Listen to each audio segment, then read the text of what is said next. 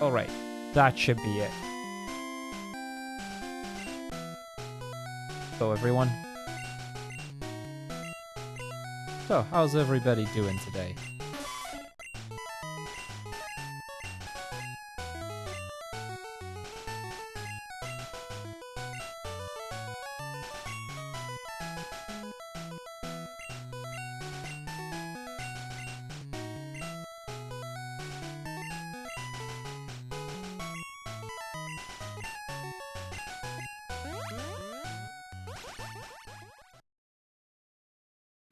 I did set the option. Yeah, I did. Hey, Izzy! Not a fan of Izzy jumping on my desk. Hey.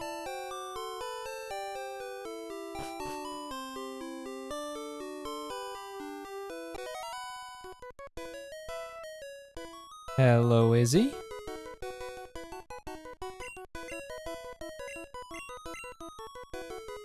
How are you doing today? Is this a ROM hack? Yes, it is. It is called Pokemon Little Cup Red.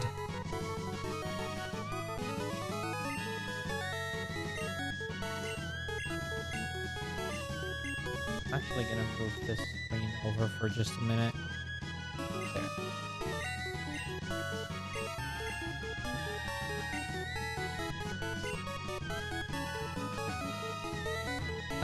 I think I want Charmander is the first one. I think I want Charmander. I feel like that's the best for this.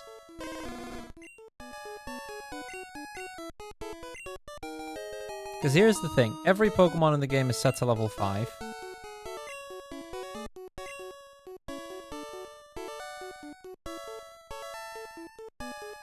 Meaning, by extension, they do not get any moves outside of their base level up moves.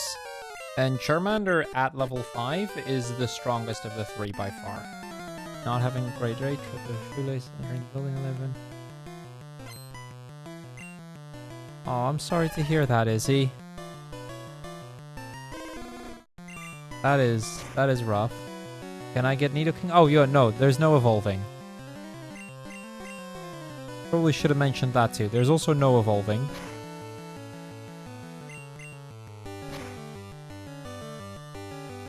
It follows the rules of Smogon Little Cup.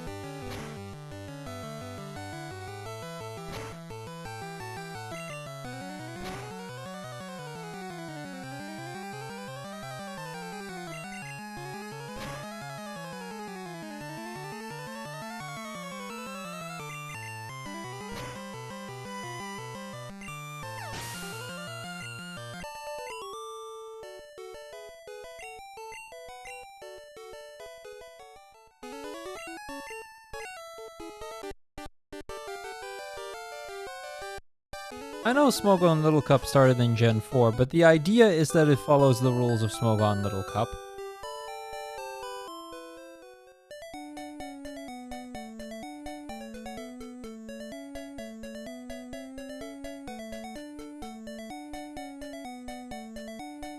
How many Pokemon am I allowed to have for Brock? Because I know there's maximums on that. There's 2. I think I should grab a Pidgey. And here is why. Pidgey, at level 5, has Sand Attack. And I feel like Sand Attack is one of the moves that's really gonna get me through a lot of the early game.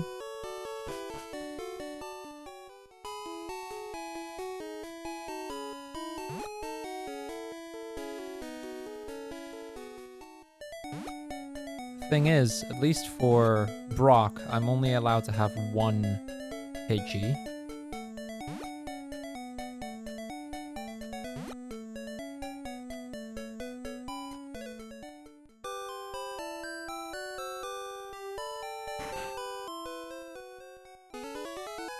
I think they nerfed the stats of single stage Pokemon. I don't know in what way they nerfed the stats of single stage Pokemon, but I'm pretty sure they nerfed the stats.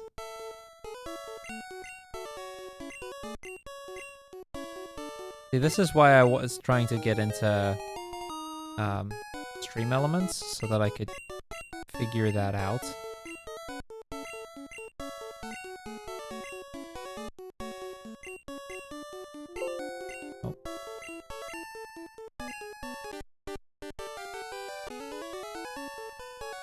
No.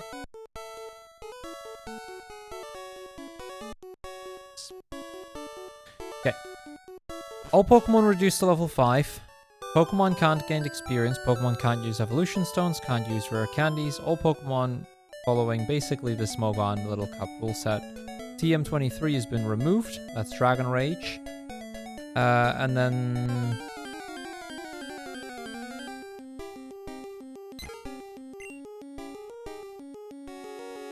there was something else, I think.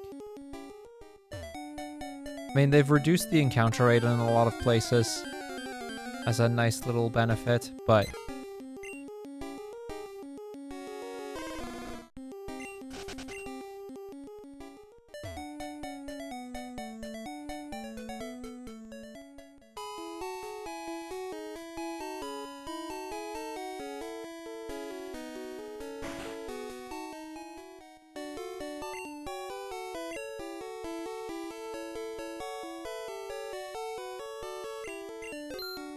yeah, Dragon Rage would be a little too broken, because you'd one-shot everything.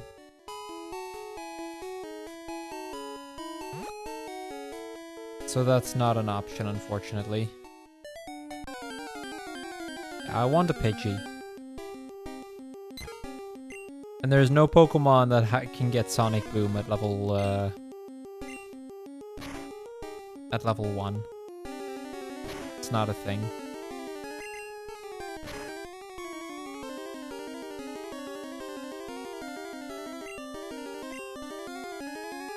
Because the only Pokemon that would have Sonic Boom at level 1 would be Electrode and Magneton, but those are both evolved, so...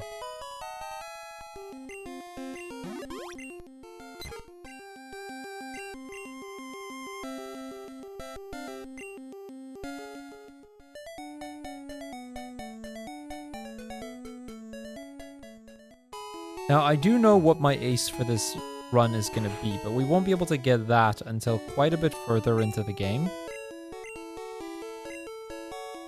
Because I'm pretty sure the strongest Pokemon we can get, like the most overpowered thing we can get, would be Ghastly.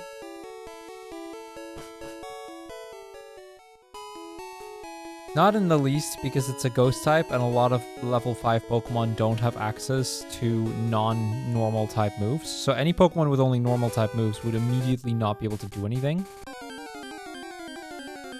The advantage of Charmander is it can learn Dig. So we'll have access to Dig, and the fact that it has Growl is just very convenient for us. I think we want to lead Pidgey.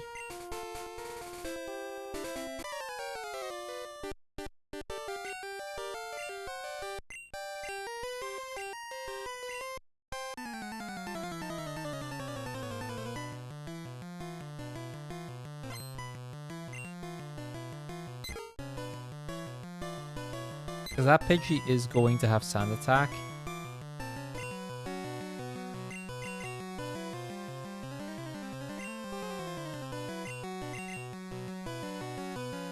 We drop its accuracy 3 times. And then I gust until I get hit with anything.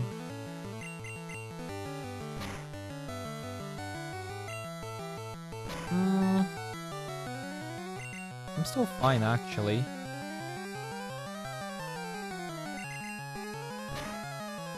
The other Pokemon this guy has is Squirtle, and Squirtle is quite slow.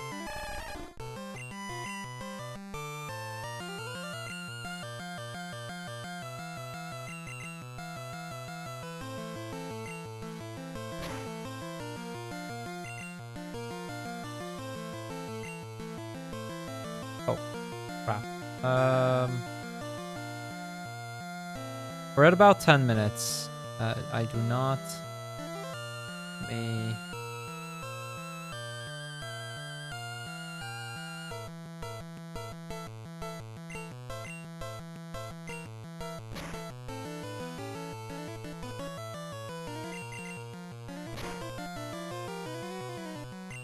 While that is accurate, Mersu, we don't have a Dutch version of Pokemon.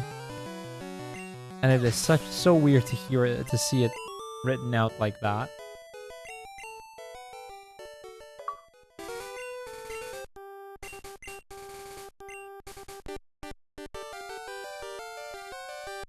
That's our first achievement.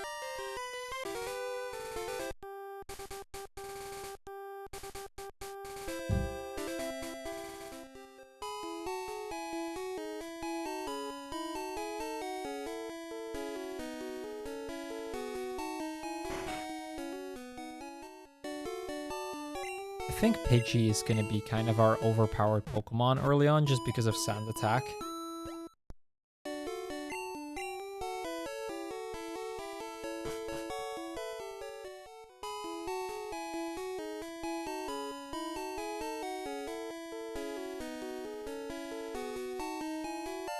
That sounds plausible, Mersu, yeah. Certainly sounds plausible.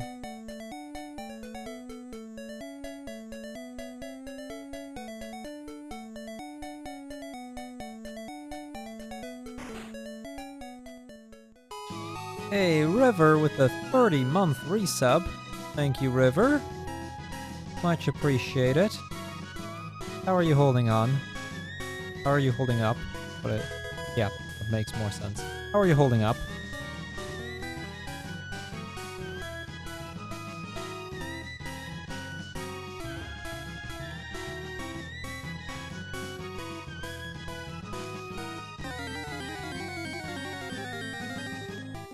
I'm glad to hear that.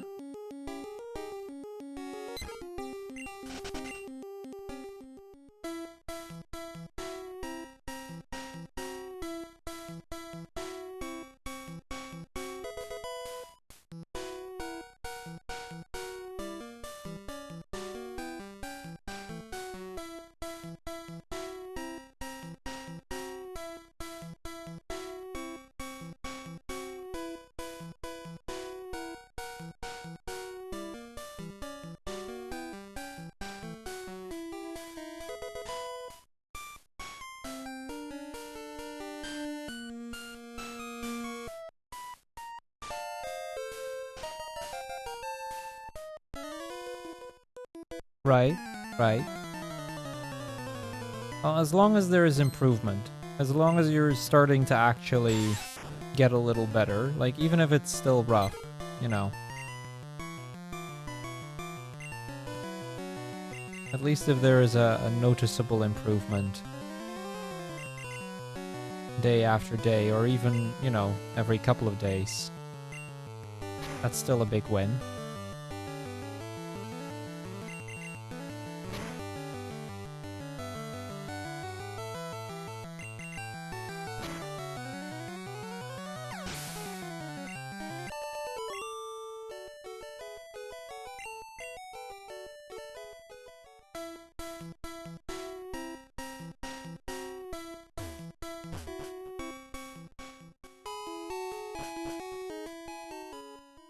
I'm gonna replace the focus for the one immediately after.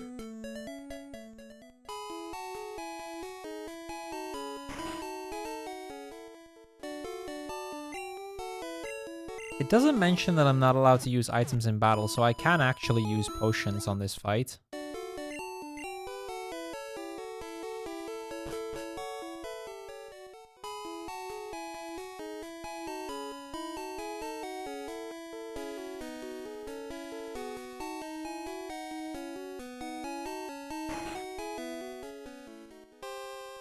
I think it's 2 Staryus now, Mersu. I think they've all changed the Pokemon to all their non-evolved forms.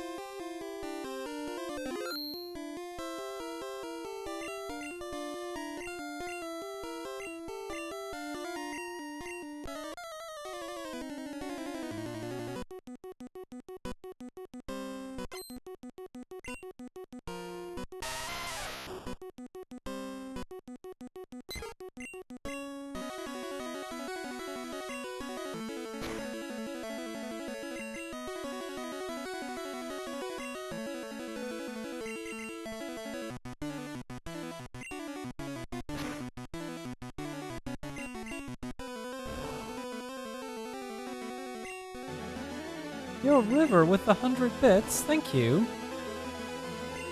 Really appreciate that.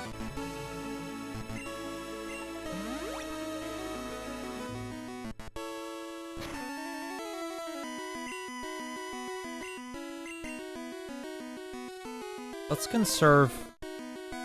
Oh, I think the Geodude only has Tackle at this point. It might not have Defense Curl yet. I was like, why hasn't it used Defense Curl yet? But I just realized, right, it might only have this move.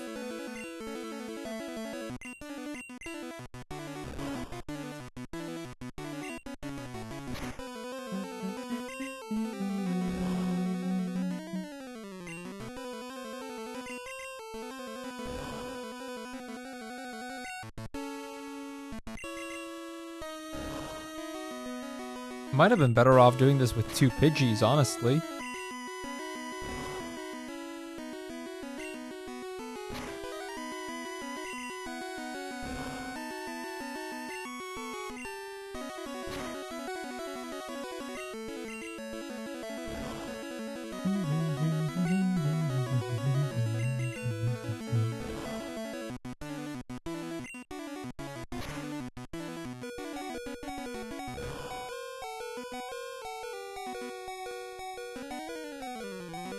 I mean, I think Charmander's main job is just to chip down at the Geodude so that I have more power points for the Onix after.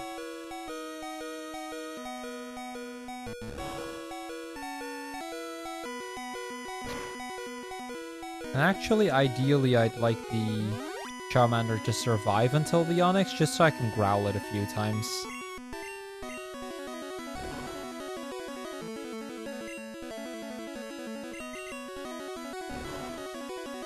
Which in the end apparently didn't need me using the potion, but whatever. Oh, he has a Rhyhorn instead. Interesting. Well, then that's how the team changes.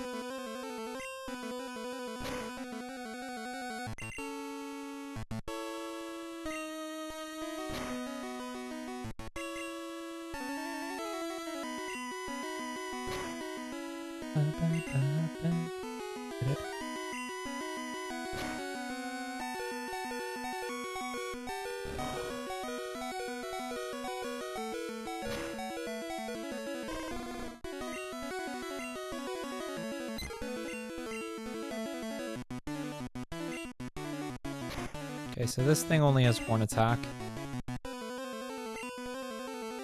Gotta watch out for crits, that's the scary part. Crits will actually do quite a lot of damage.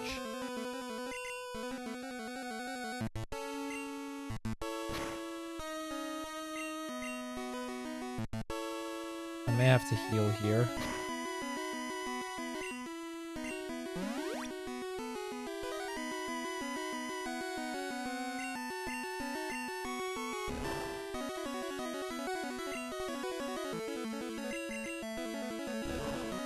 Yeah, but it also ignores stat changes, so the 6 times attack drop will be ignored on a crit.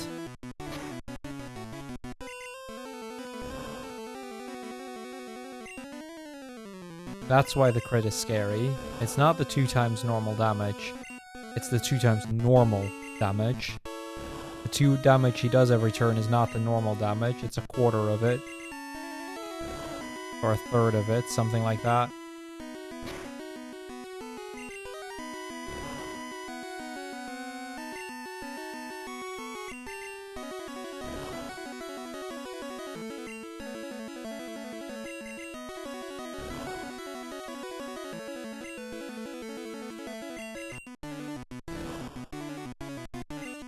Okay, there we go.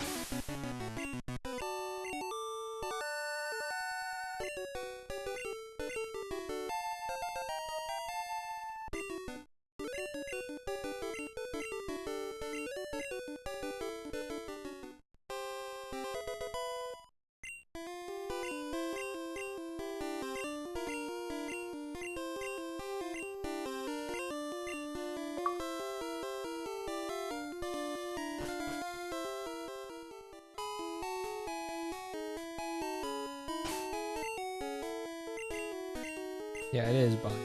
I know some of the TMs have been changed. I didn't think Bite would be one of them, but...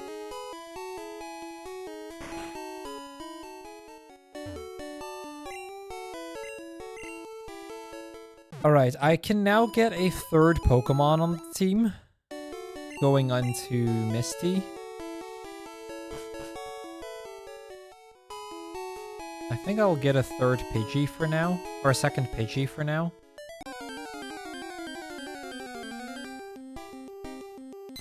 Just because Sand Attack is a really good move.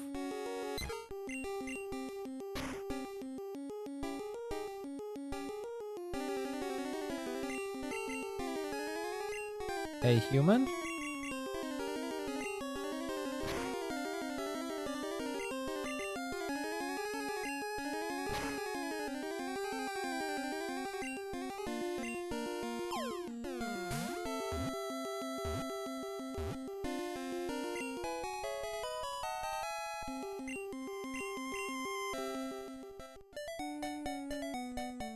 I should have named it P2 for Pidgey 2.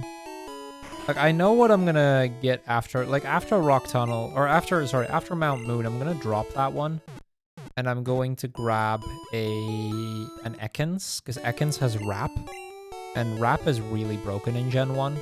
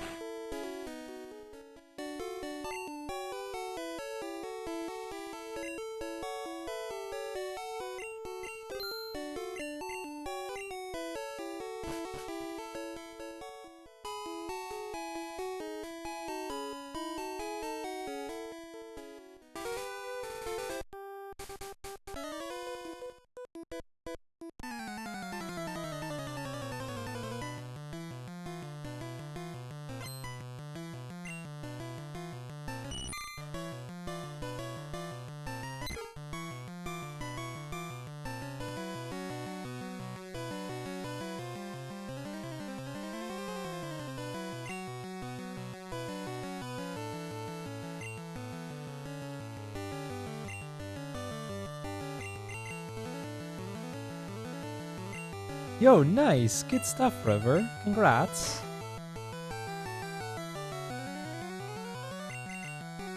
That is quite the achievement.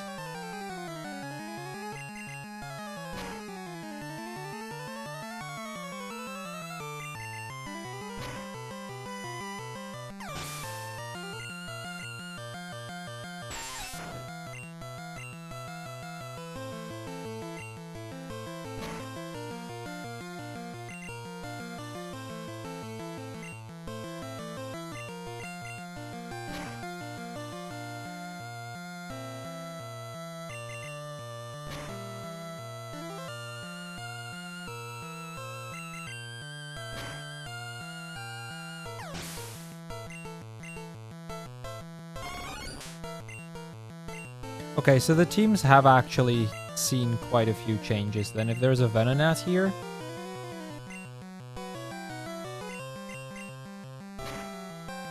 Hey, Bulkiest. How are you doing?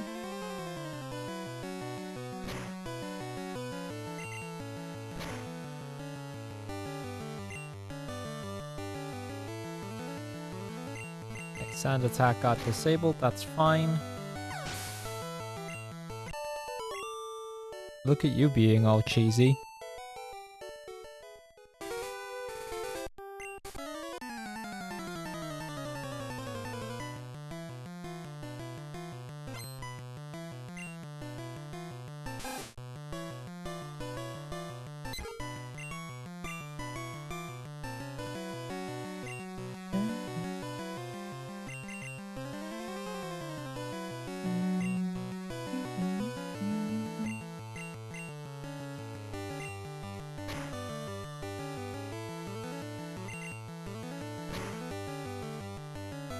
Yeah, I'm not surprised that that would end up hurting.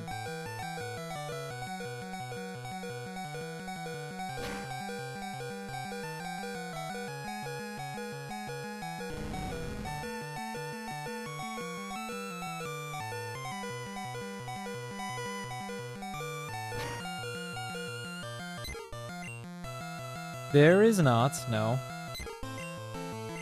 This set shouldn't be all that hard to do. Like, if I'm being truly honest about it, this should not be a very hard set.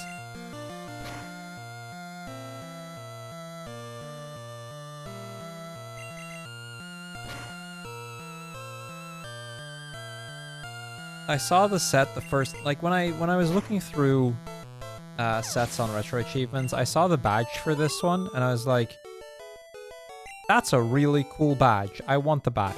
That's why I decided, oh, let's do it. And then I looked at the sets, and I was like, you know, this doesn't look all that difficult.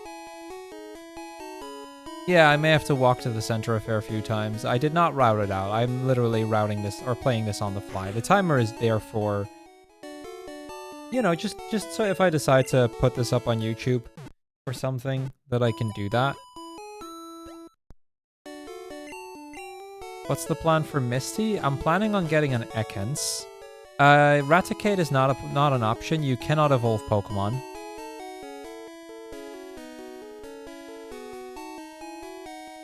Every Pokemon is set to level 5. No evolutions are possible.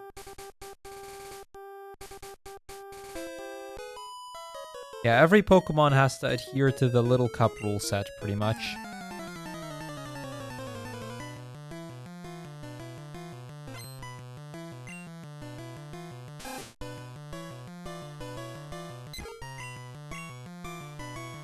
Now, Little Cup wasn't exactly a thing in this gen, but that's not the point.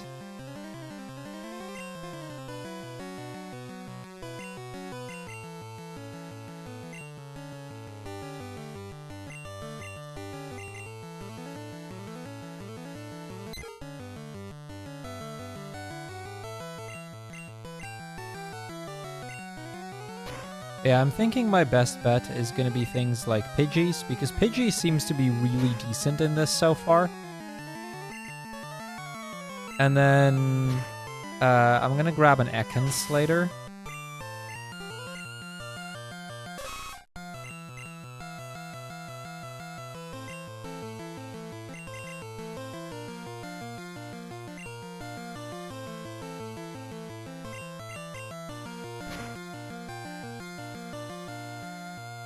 Nah, I don't think... I'm pretty sure all of those... There have been adjustments to make sure that you can't get anything too overpowered.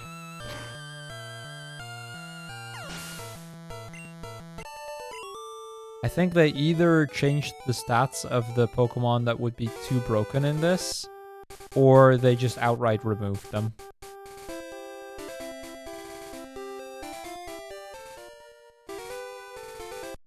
There's no cheesing it with a Tauros. My plan is to get a Ghastly in Lavender Tower.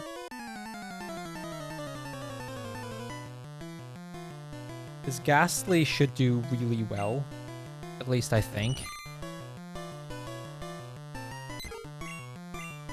Now, as an added challenge for the achievement set, I have to play through the entire game without...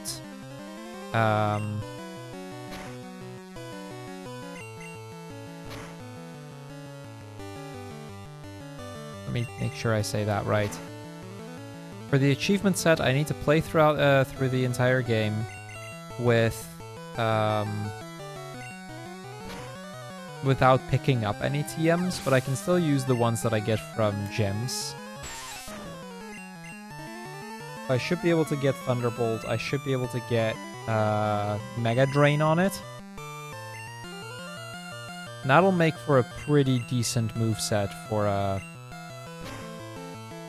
first form Pokemon. Brock has always been Bide, not Bind.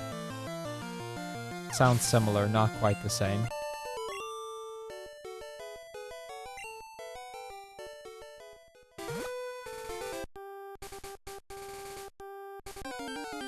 This is a Pidgey, I'll catch it. The Spearow. I don't care about Spearow as much.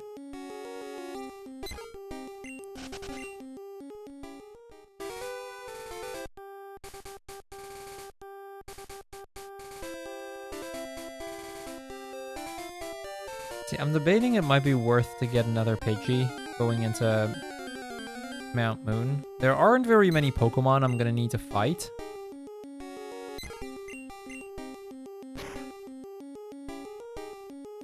There's 2 trainers I can think of off the top of my head.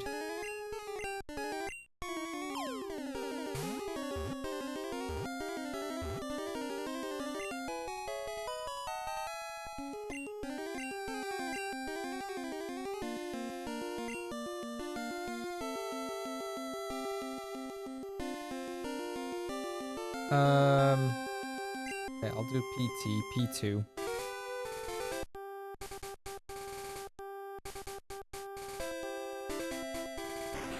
That's not gonna work very well, but whatever.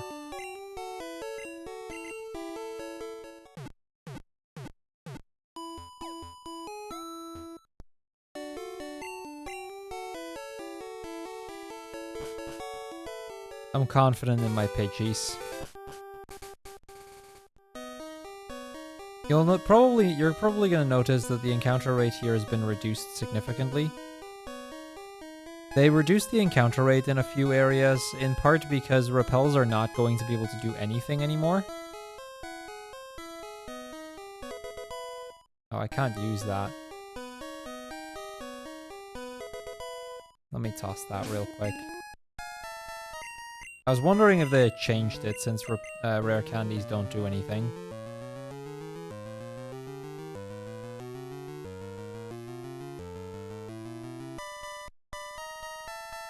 Money isn't really gonna be an issue, I don't think.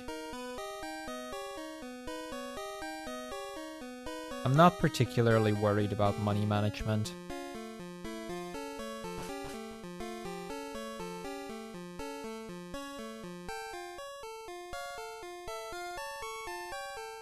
In-battle items are still a thing, yes.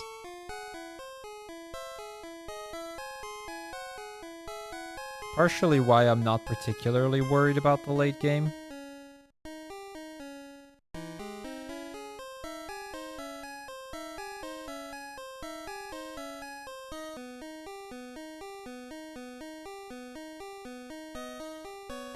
X items should be a thing, yes.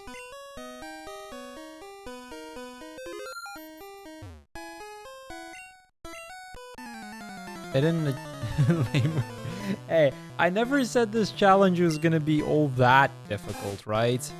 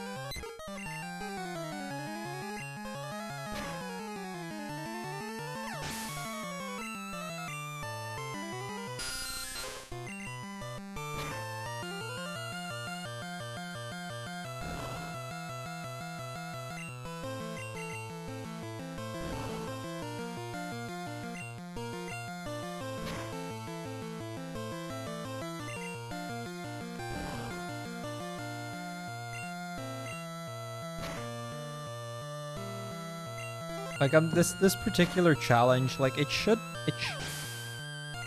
be challenging, but it shouldn't be that hard. Like, it should be a relatively easy playthrough for me.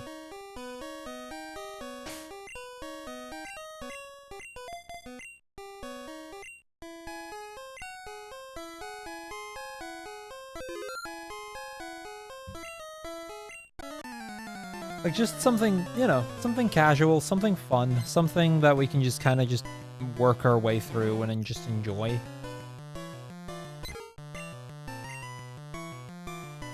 Not everything has to be a major challenge.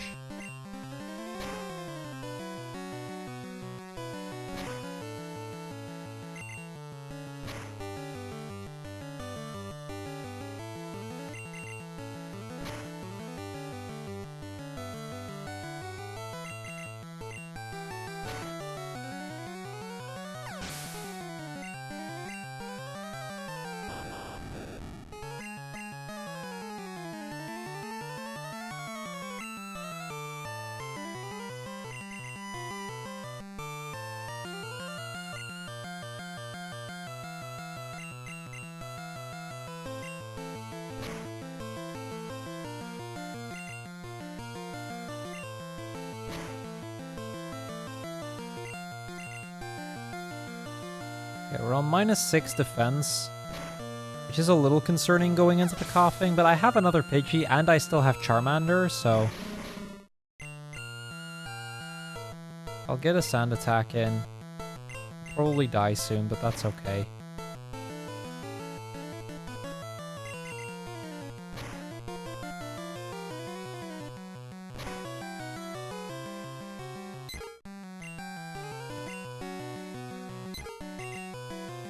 I'm just throwing my army of Pidgeys at it. Honestly, the Pidgeys are doing so well. I'm genuinely surprised at how good Pidgey is for this. Oh, I should have had a pull up for Witch Fossil. Oh well.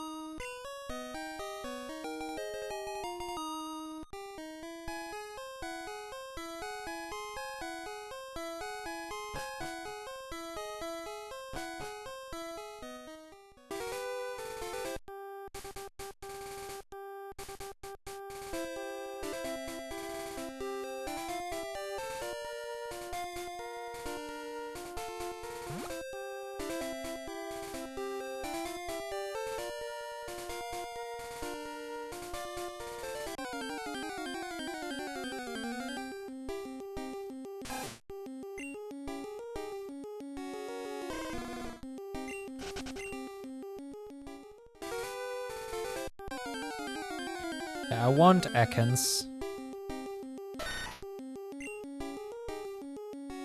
I kind of didn't expect to see Sandshrew show up, considering it's normally a version exclusive.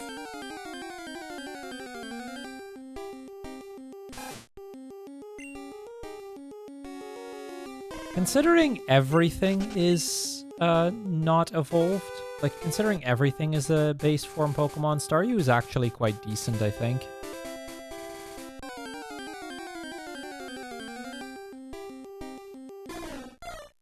That's a good question.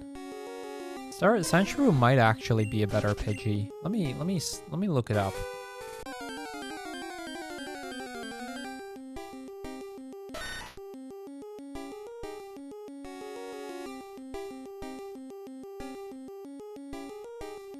Oh, hang on. I'm gonna pause the timer for just a moment. There's very quickly something I gotta do.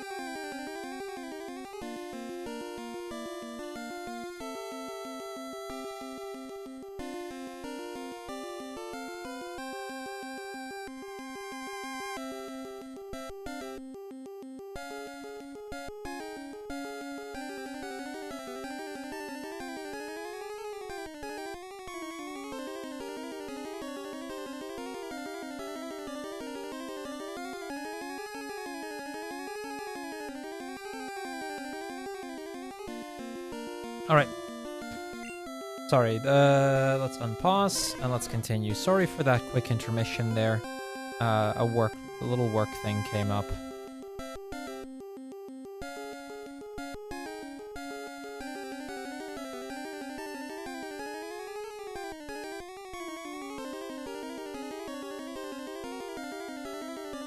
Okay, here is the reason Sandshrew is not better. Sandshrew does not actually have access to Sand Attack yet. It doesn't learn Sand Attack until level 10.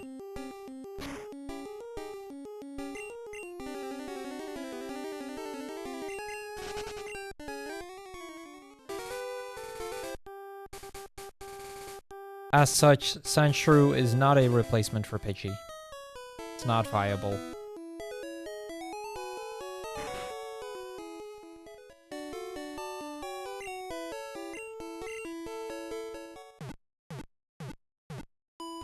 So I guess to get some people here updated on what I was working on just now, because it is actually somewhat relevant for stream. I'm leaving for an exchange on Monday with my class. So Monday I'll be leaving the country, and then I won't be back until Friday. So there won't be streams next week. That's the part where it's relevant. Just had to do a few quick things before that. I was waiting on confirmation from the teacher from the other school on a little thing that needed sorting out.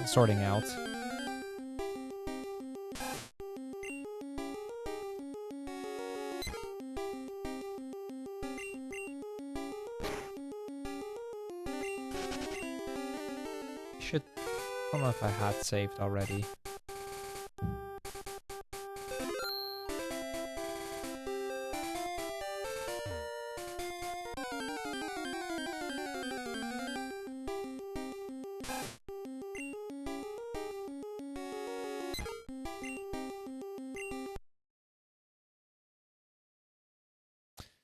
I'm starting to wonder if Ekans is even in the grass here.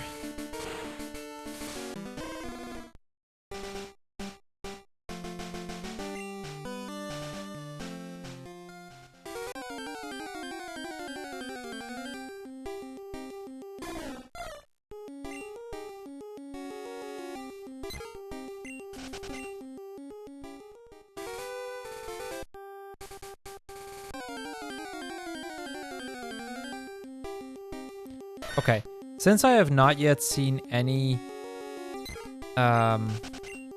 sign of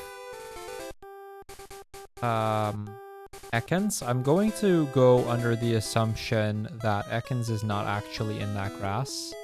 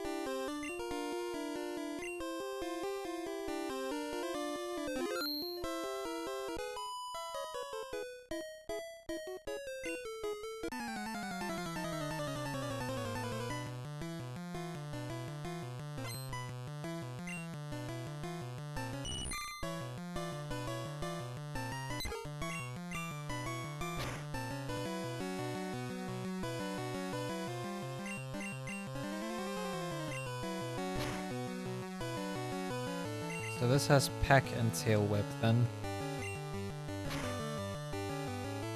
Sand Attack has already wasted one turn of its, so... or one of its turns, so...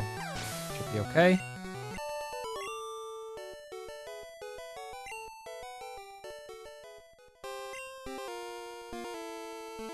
I am actually gonna heal, if only because...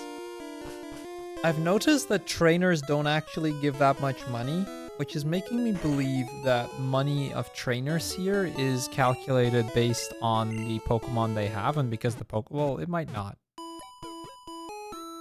But either way, like the amount of money that every trainer gives isn't all that high.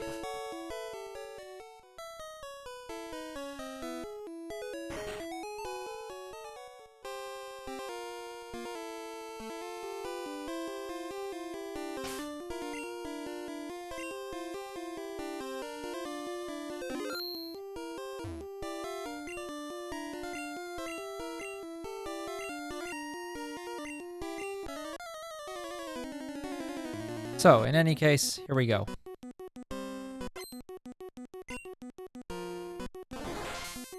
Okay, lead Pokemon is still Staryu.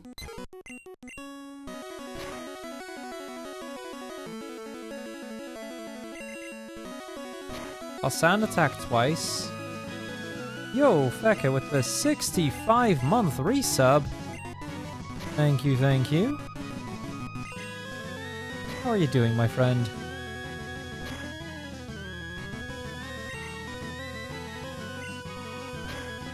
No, we cannot evolve.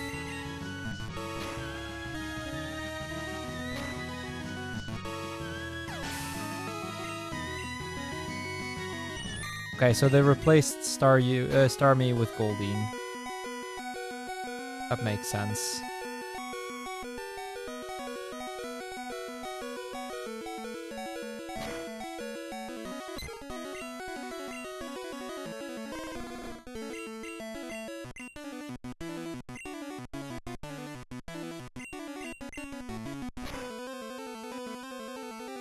Fair enough.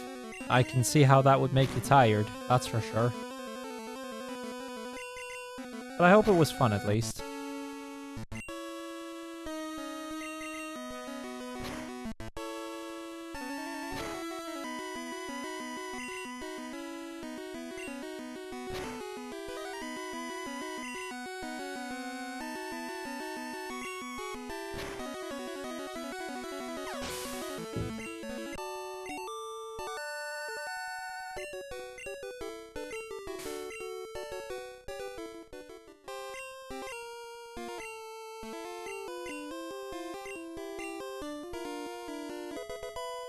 Yeah, we get Bubble Beam, which is quite convenient, except I don't have any Pokemon that can learn Bubble Beam right now.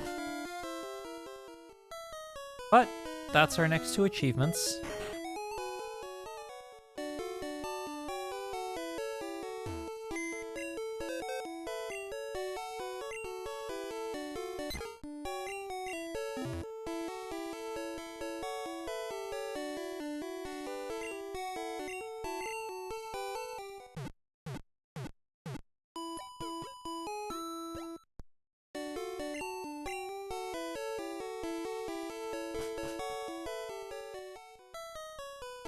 I see. Yeah, I mean, our traded mons were always going to obey us just because our level stays so low, but...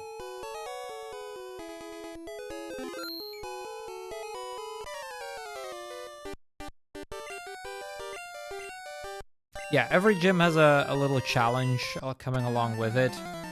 In almost all, or in pretty much every instance, it is a maximum number of Pokemon equal to their number of Pokemon, and then not using the types that are super effective to them.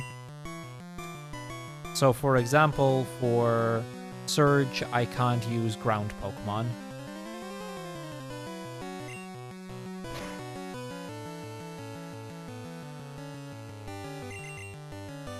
And for Misty, I couldn't use grass or electric types.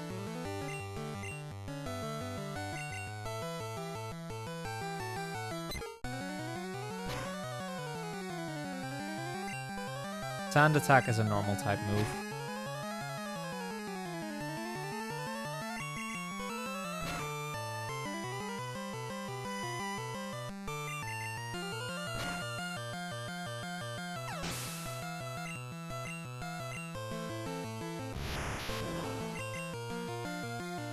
Abra doesn't have anything.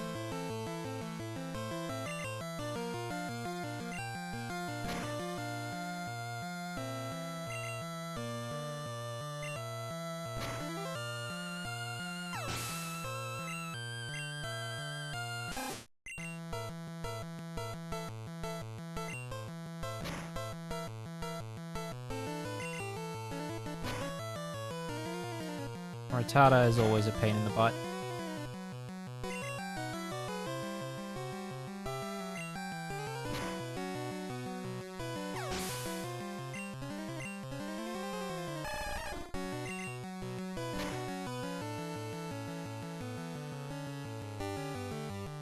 This one might be worth using a Sand Attack on.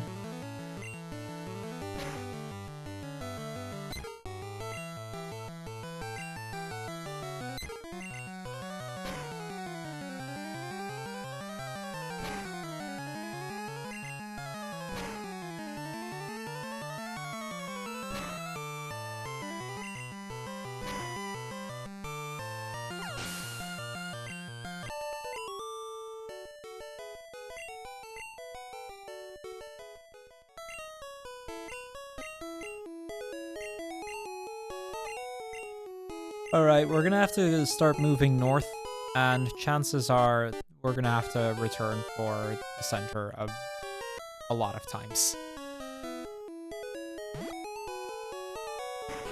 On top of that, I'm gonna have to start thinking about what I want to do with search, although, I'll be honest, I might be skipping search until after Rock Tunnel. I was thinking it might not be a bad idea to catch a Diglett, and then skip search, go all the way through Rock Tunnel, do a bunch of the side, because you can... The HM you're locked out of is Fly. This isn't the worst thing not to have. Like, I can just travel around a bit more. And then I could get Ghastly, and I could use Ghastly to knock out Search.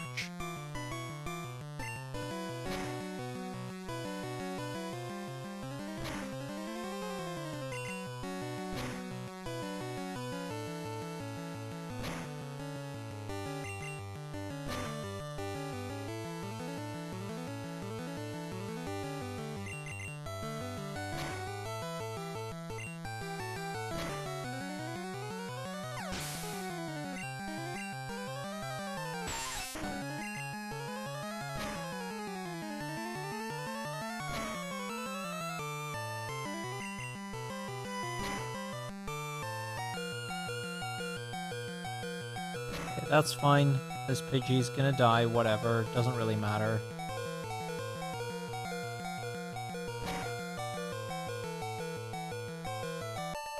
I just need to get through a few fights so I can move on, and then we can go back to the center.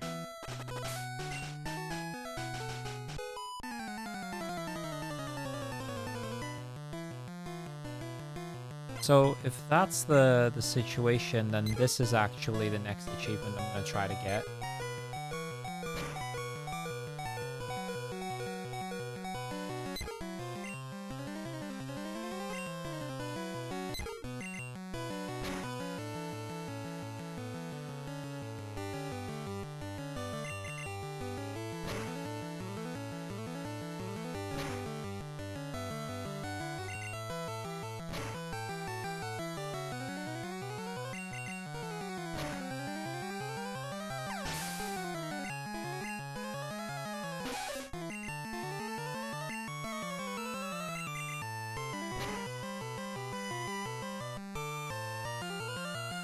And now it's worth switching.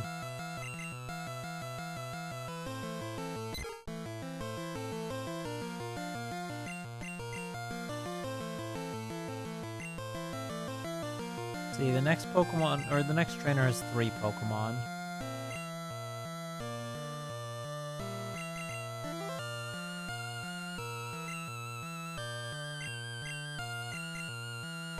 So like, this is a point where I should heal.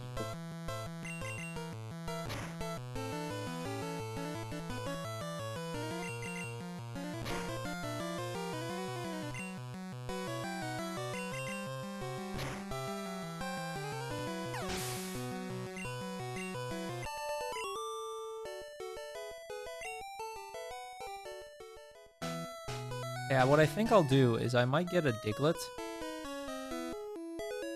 Because Diglett is really fast and has really high attack, which will be helpful going into Rock Tunnel. And I could even teach it Dig, actually. Now that I think about that, that might be a really good idea.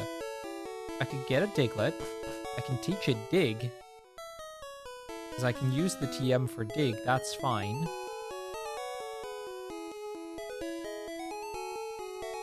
That doesn't help me for Surge, but it'll definitely help me get through Rock Tunnel. And like, once I'm past Rock Tunnel...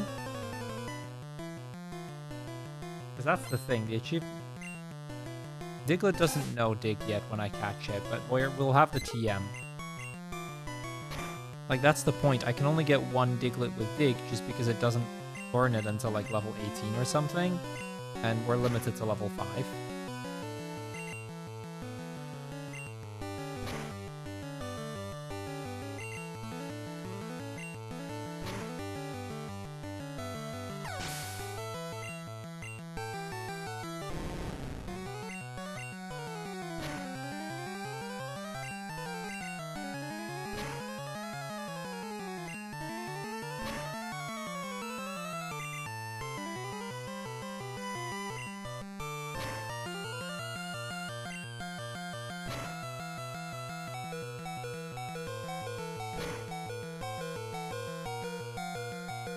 Oh, the Ekans only has Rap. Right. Even more Oh no, it has Leer too. I was about to say. Otherwise, this is going to be a rather difficult fight. You know, it's now on -3 accuracy, so... And Rap is already not 100% not 100% hit rate.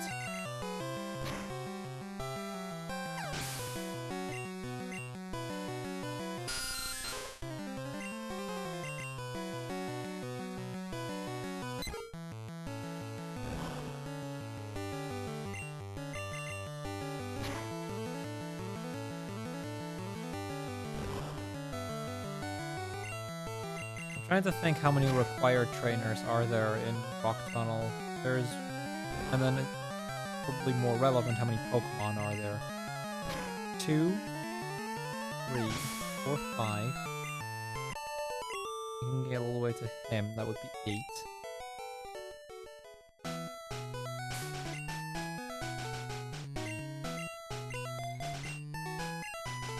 9, 10, 11. There'd be 11 Pokemon to get through.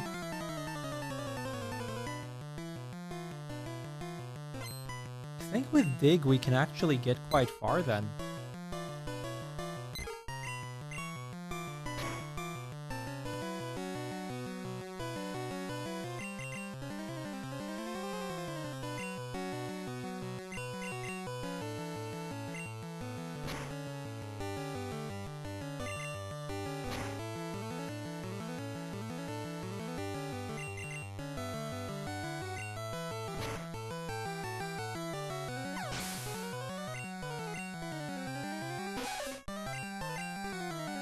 Because if there's 11 Pokemon I need to beat, right?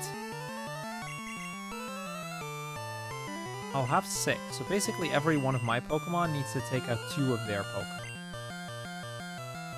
But I think a Diglett with Stab Dig will probably be able to take out like half of the Pokemon already.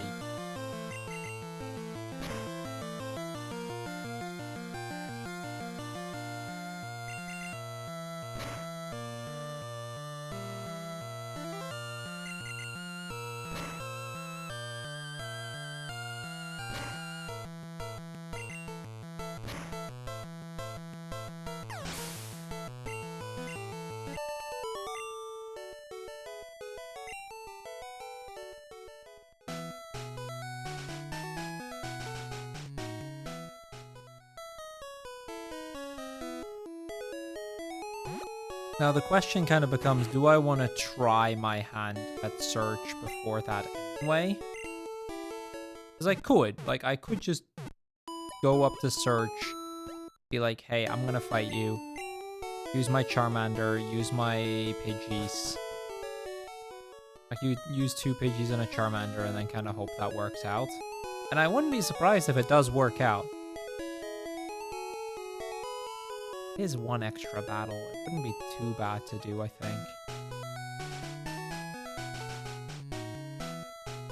Well, you say Pidgeys get wrecked, but everything has their level 5 moveset, so Surge doesn't actually have an electric type move on everything. Starting Voltorb, I know for sure won't have one.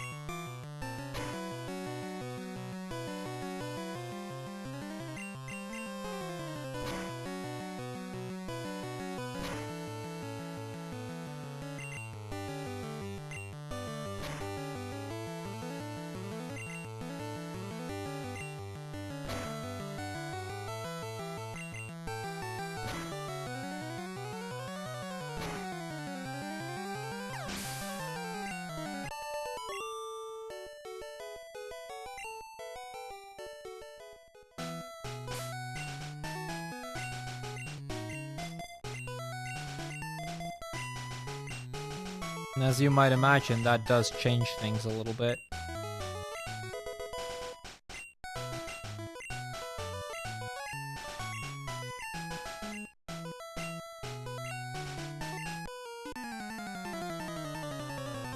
Like, I know the Pikachu will, I don't know yet what the third Pokemon will be.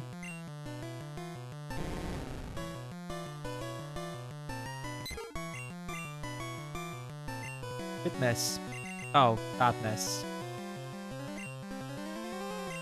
Good miss on the wrap, bad miss on the sand attack. That's okay. We'll get there.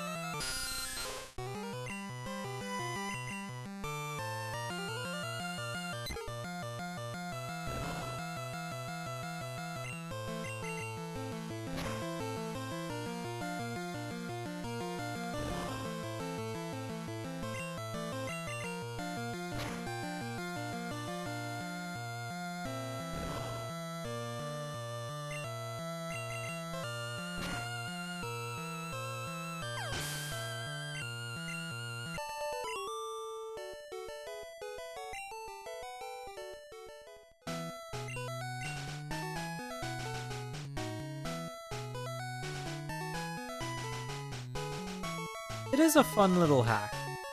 It's a very simple concept, but it makes for a fun little challenge, I think.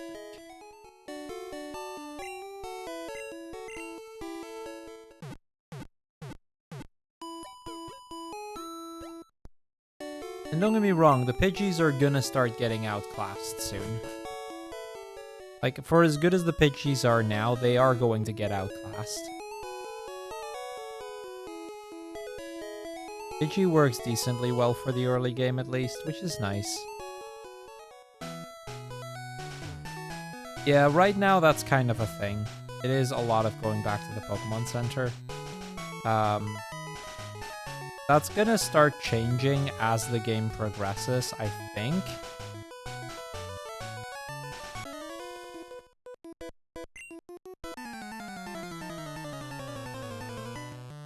At least I hope it will.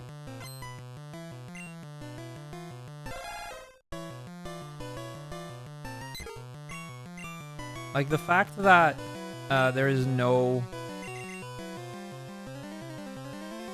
Oh wait, I just realized this is normally an Onyx, now it's a Cubone. Interesting.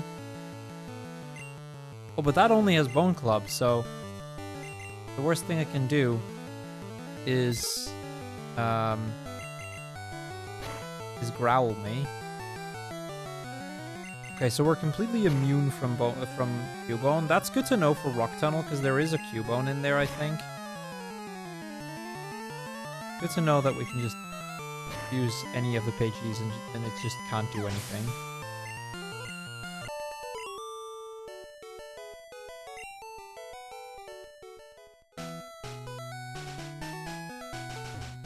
Anyway, as I was going to say, the fact that we're dealing with base form Pokemon. We don't get any experience, so towards like the second half of the game, there is no point in me stopping anywhere to beat trainers. Like, there's just no point in beating trainers. So, while we are fighting a lot of trainers now and having to backtrack to the center a lot now, that's just because the early game is quite dense on trainers.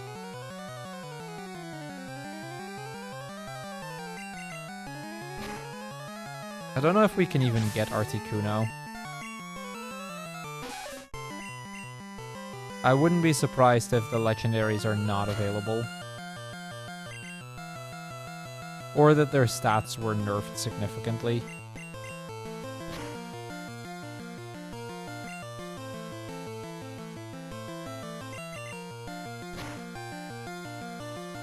I might check after the run, like after we're done with the Elite Four.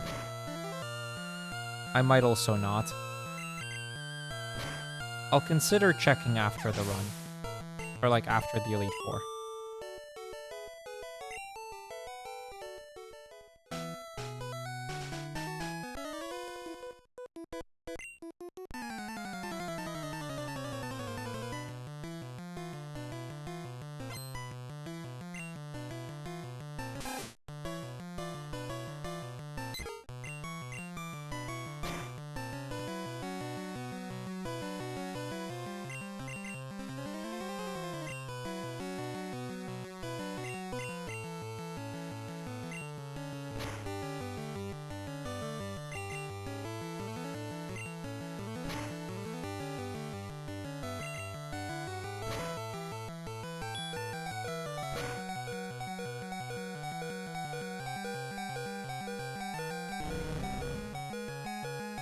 We got a sand attack in, that's huge.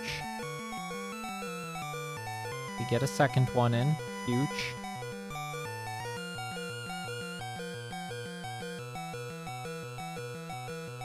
Yeah, I don't think level 5 Mewtwo is a thing.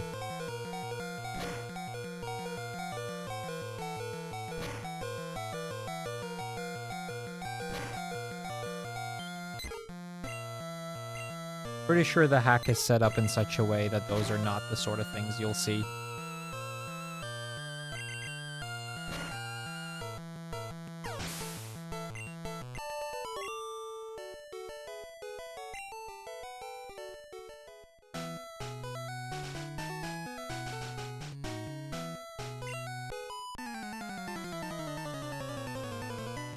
I mean, like I said, I might check after the main run is done.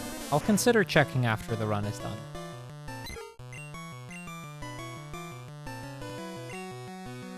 But this thing is just gonna have Absorb, isn't it?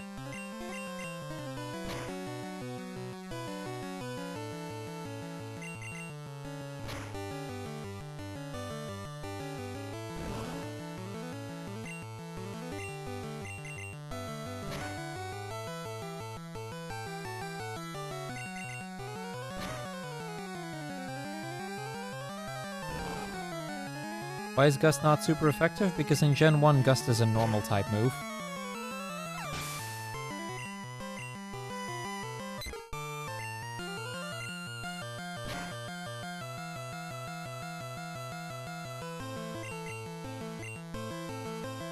That reminds me, Ghastly being a poison type means I'm not allowed to use it for the Grass Gym, I think. I'll need to think what I want to even bring to the Erika fight. Because I won't be allowed to bring Pidgey, I will not be allowed to bring Ghastly, I won't be allowed to bring Charmander.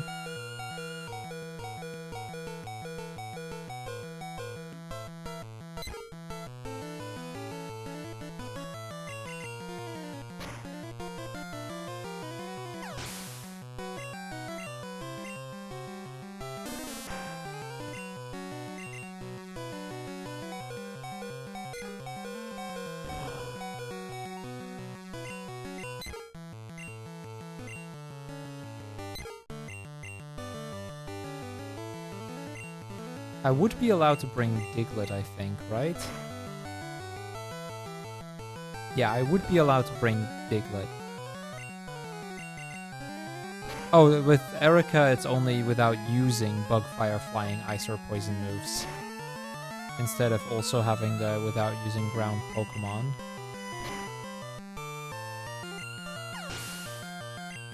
Oh, with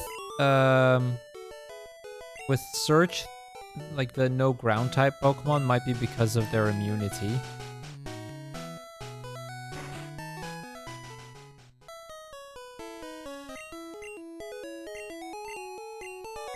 Yeah.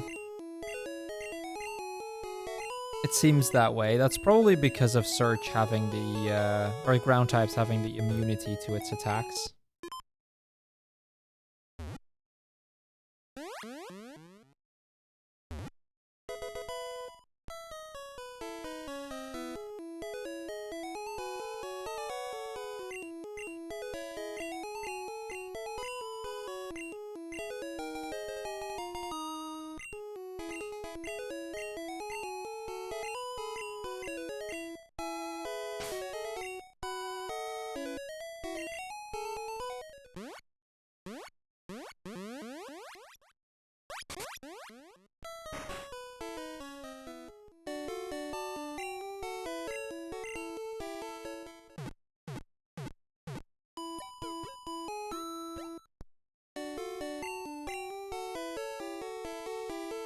Okay, we've just cleared out like a major bulk of the trainers.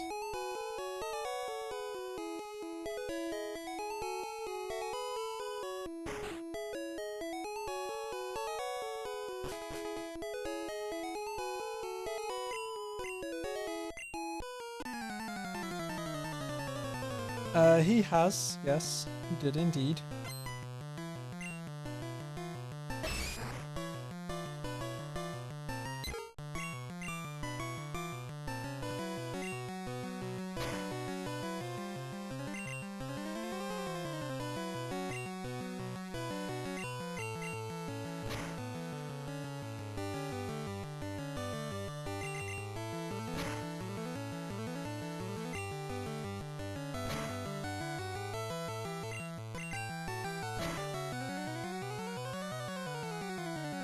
That's a statement, Tsuko.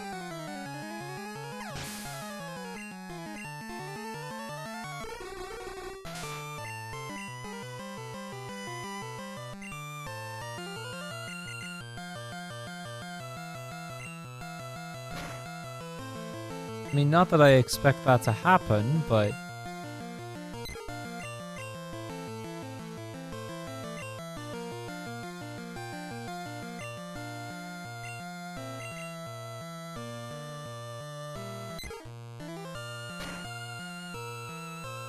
I'm surprised this Drowsy is hitting so much.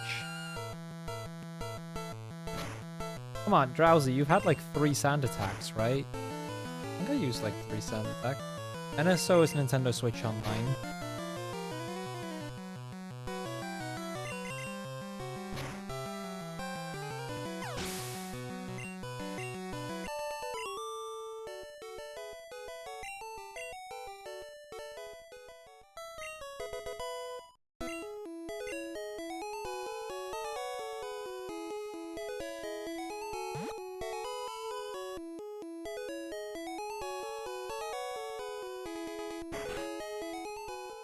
Honestly, even if they do end up announcing it, I'm probably not going to get them. For the simple fact that I enjoy playing these sort of games through retro achievements. Now that being said, I do have Nintendo Switch Online already anyway, so I would have access to it either way, but that's not the point. Because I'm on my sister's family account for Nintendo Switch Online.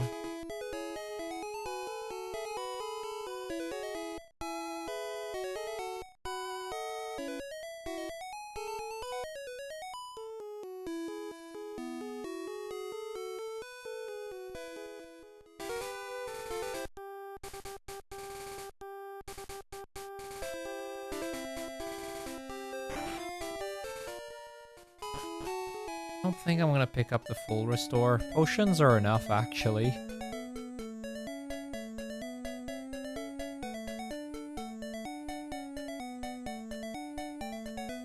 Yeah, whatever. I know there's an X special around there somewhere.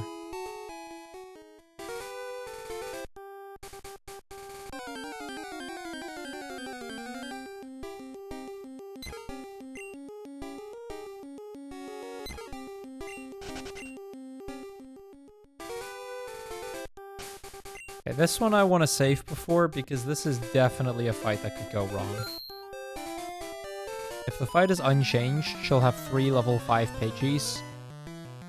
It'll be her 3 level 5 Pidgeys versus my 3 level 5 Pidgeys.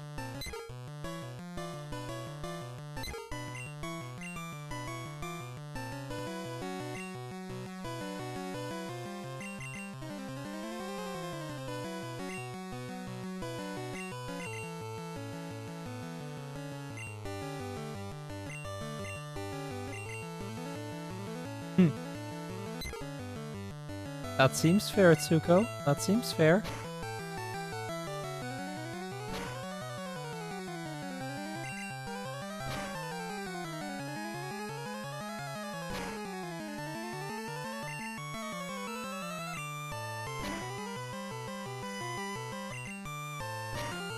Okay, well, we survived the first Pidgey with decent enough health left.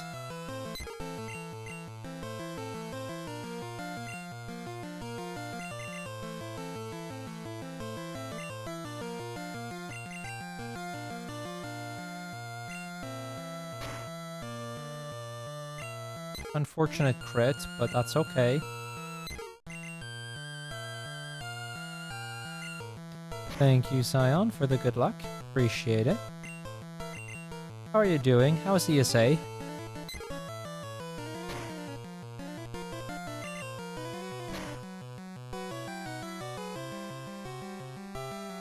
Dude, that Pidgey hit through all of the sand. That's not great.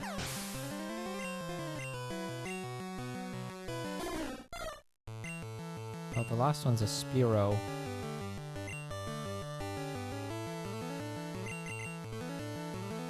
Oh, don't get me started on Jack. I had to play that for Rack It Up. And it was It was something. It's the rule set of this, of what we're doing, Tsuko. We're playing Little Cup Red, meaning all of the Pokemon are stuck at level 5. And, we can't level, we can't evolve, we can't... There's a lot of things we can't do, honestly. Well, I appreciate it.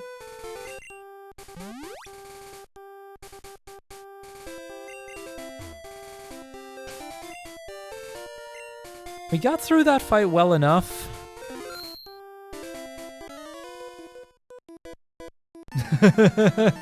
It's okay. It's okay. I got through the game at least. Can't say that for some of my weeks.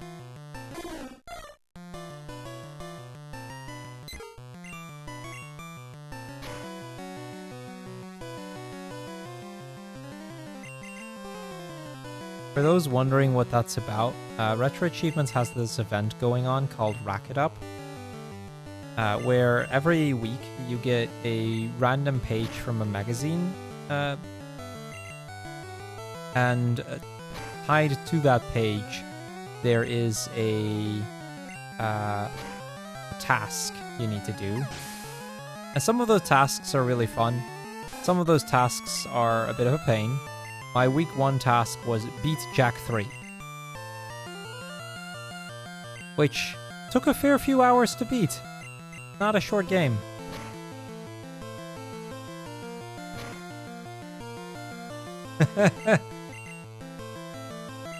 I am not. I'm wearing the purple ESA sweater, but that I can see why. The lighting kind of does make it look like that.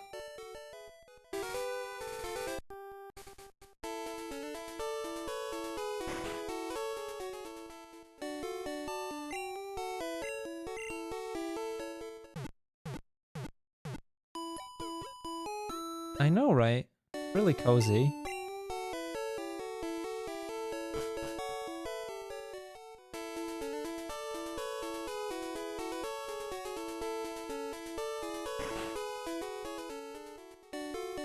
I should. It looks really good.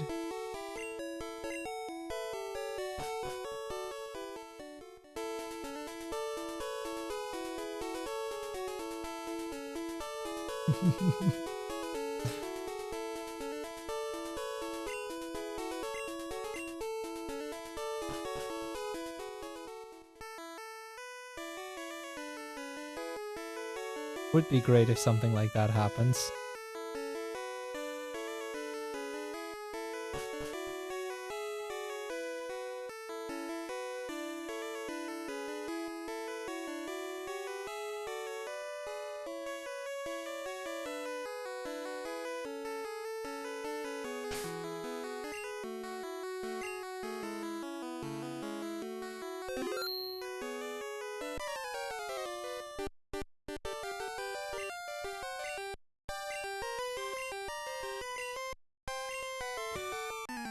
Alright, the rival fight, and then it's on to Search. I'll give Search a...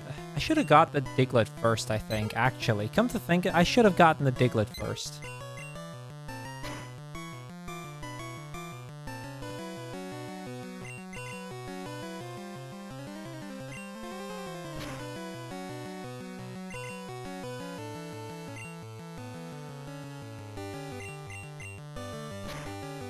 Alright, although, I need to go... Yeah, I need to go to the center anyway. That's a bit annoying. Come to think of it, this fight's kind of a pointless fight in so many ways.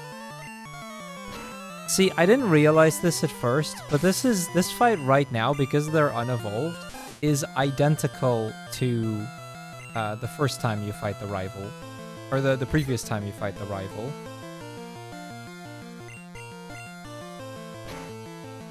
Because normally, like, you fight the rival again here and a bunch of the Pokemon will have evolved. That's not going to be a thing here.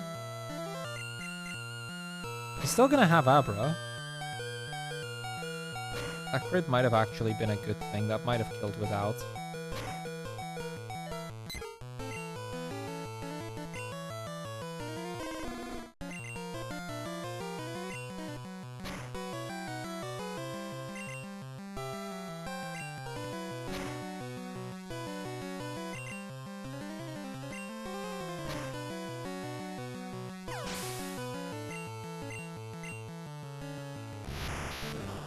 Yeah, this is still gonna be the same Abra. That has not changed.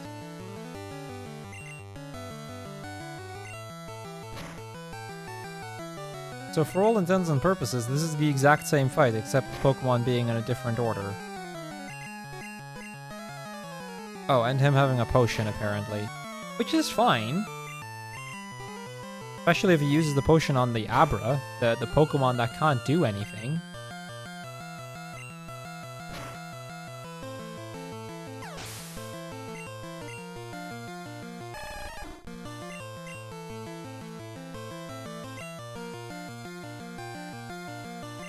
And like by now, this is basically the first fight that I had against this Squirtle, except I now have an extra Pidgey to work with.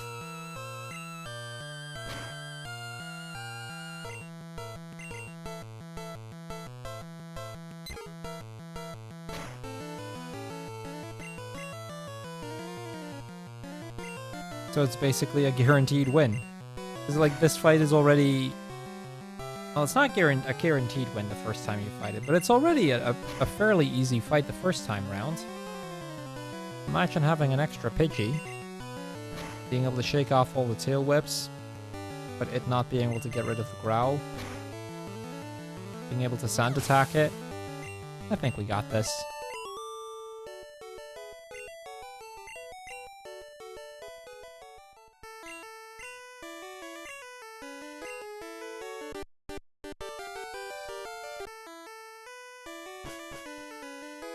Alright, we're gonna get cut. Do I even have a Pokemon that can use cut? I might not have thought about that too much.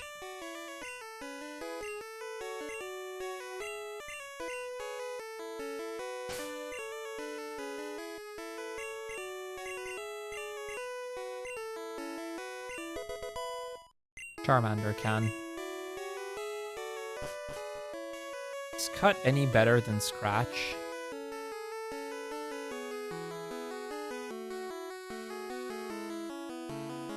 Yo, Dragon Sage, thank you for the good luck. Appreciate it.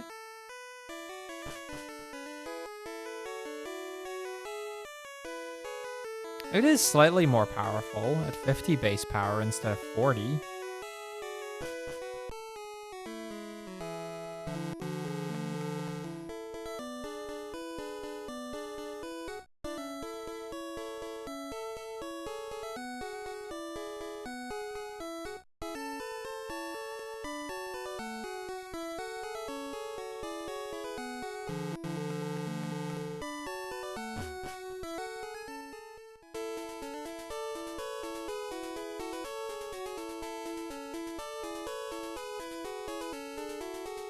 Alright, I'll catch a Diglett.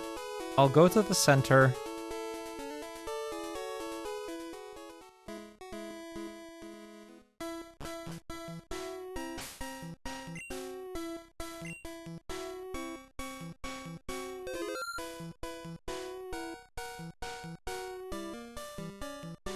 Oh, did the encounter rate get changed here?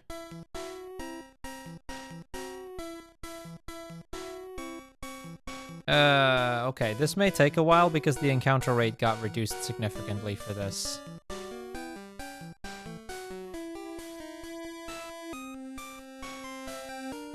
So normally the encounter rate here is quite high. The encounter rate has been reduced to 1%, which I believe it means 1% per step.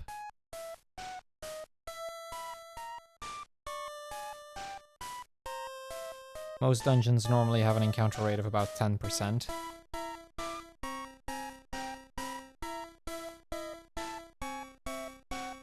But I want Diglett.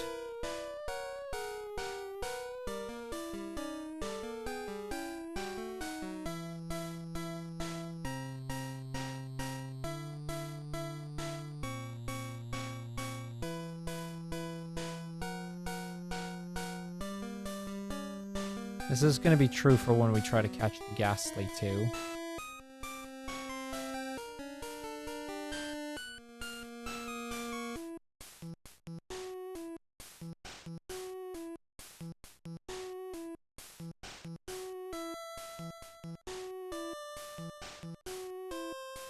I've never gotten this far into the song in any run, I think.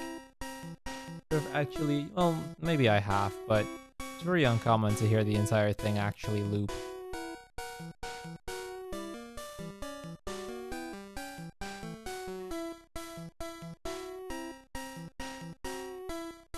Hello, Diglett. The encounter rate here has been reduced to a 20th of what it normally is, which is why it's a little annoying.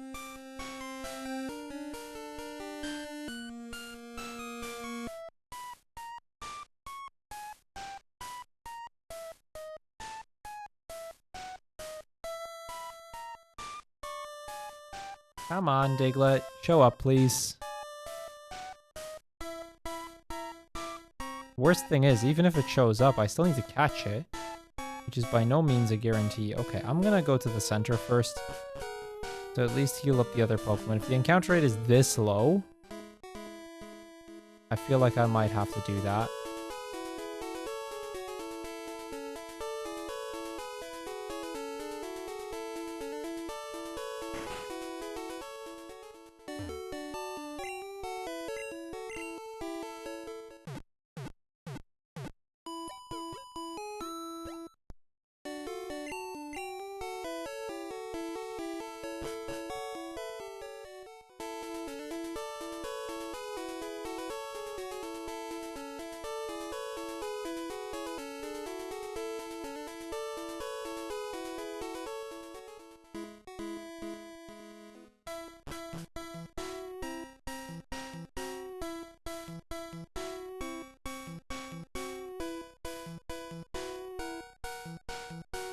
Alright, come on, game. Give me an encounter, please.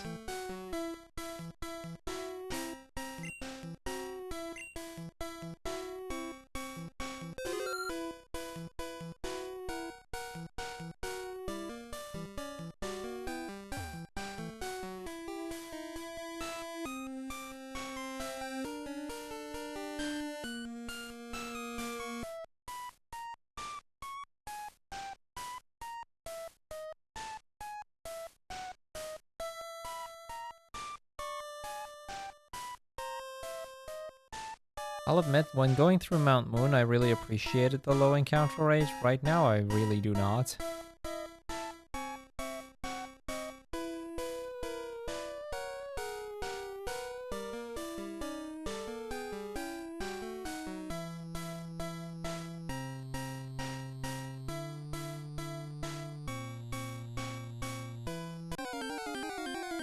Okay, that's an encounter. Like I said, we still need to catch it.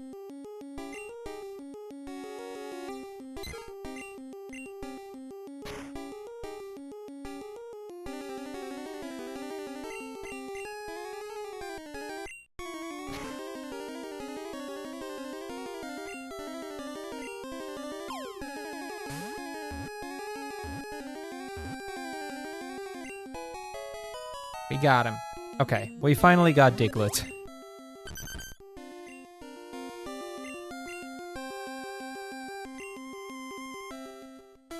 Let's teach Dig to Diglett.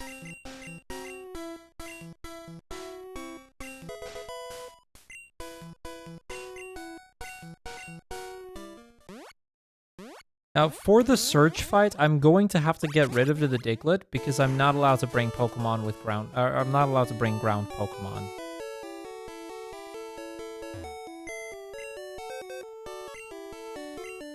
And I'm only allowed to bring 3, so I also have to get rid of a Pidgey.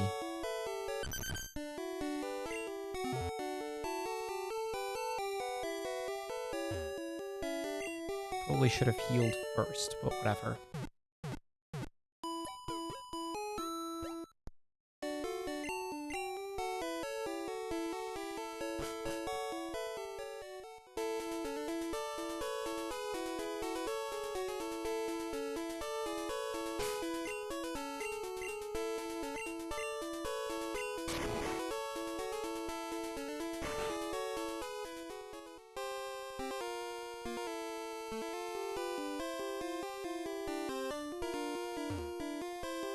Okay, this is where we play the trash game.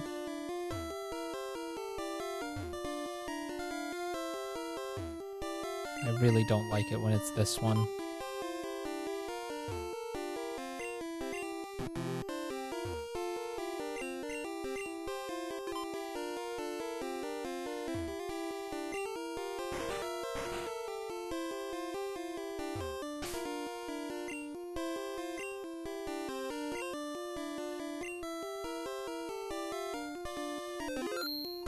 Okay, let's see what he has.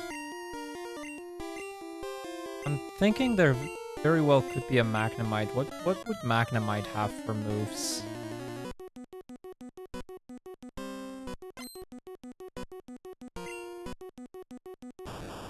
Okay, Magnemite would only know Tackle.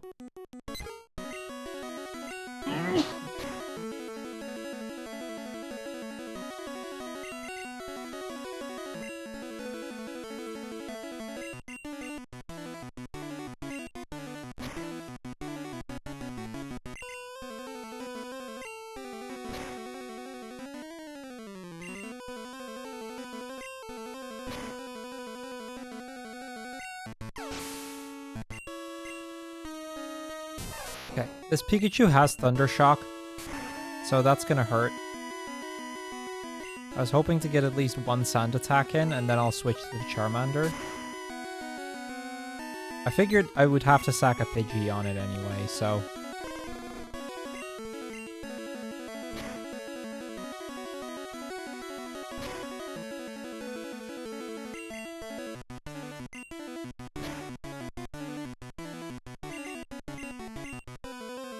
Okay, Pikachu was already faster anyway. And there is this as a result of Sand Attack. Awesome. Okay. It was Magnemite, as expected. The advantage of Magnemite is I can just use a Growl or two, and then the tackles won't really do anything anymore. So we beat Search here. I'm pretty confident we win.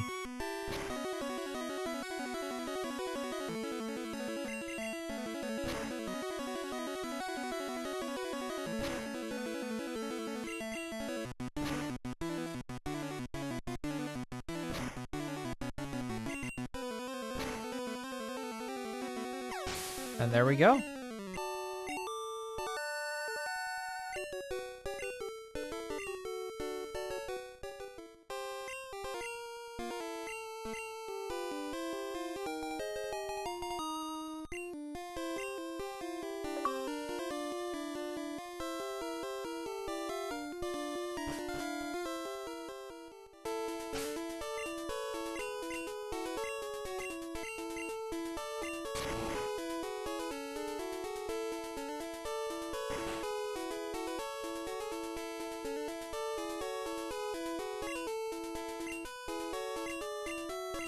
So, an hour and a half in, we have beaten the first 3 gyms.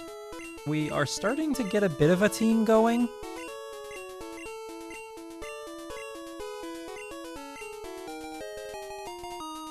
Now comes our next big challenge. Go through the entirety of Rock Tunnel for the first time without opening the backpack once.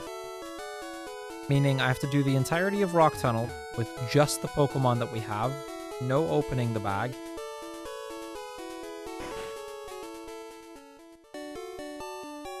So I can't use potions.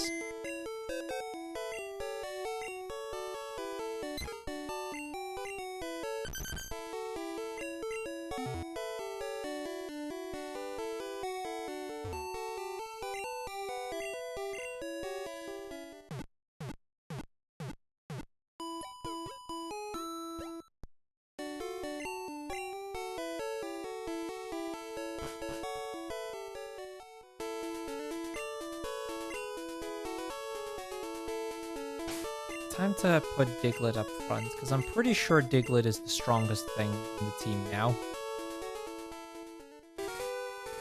The Pidgeys did great, but I'm kind of expecting Pidgey to get outclassed here.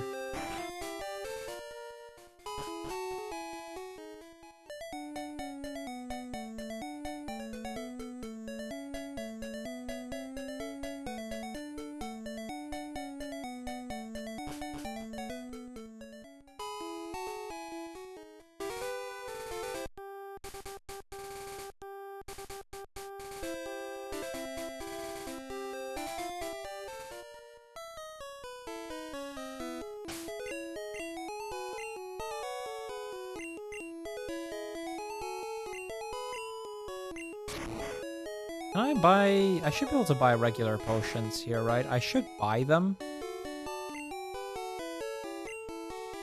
Don't need that one. Sell the nugget.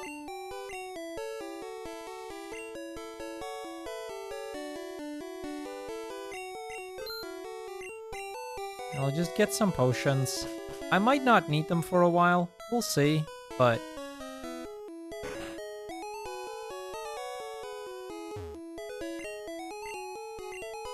Especially considering the one place that I might want to use them would be the Indigo Plateau, and there is an achievement for doing the Indigo Plateau in one session without opening the bag.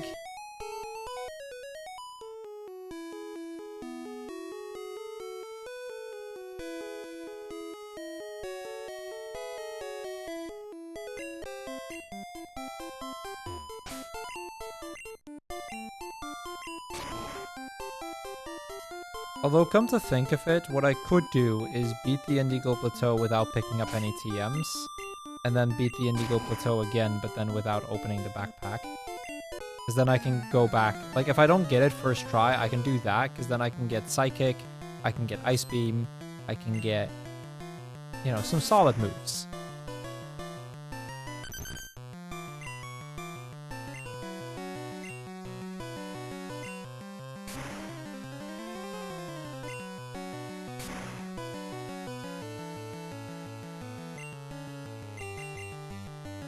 I honestly expected Dig to do more than that.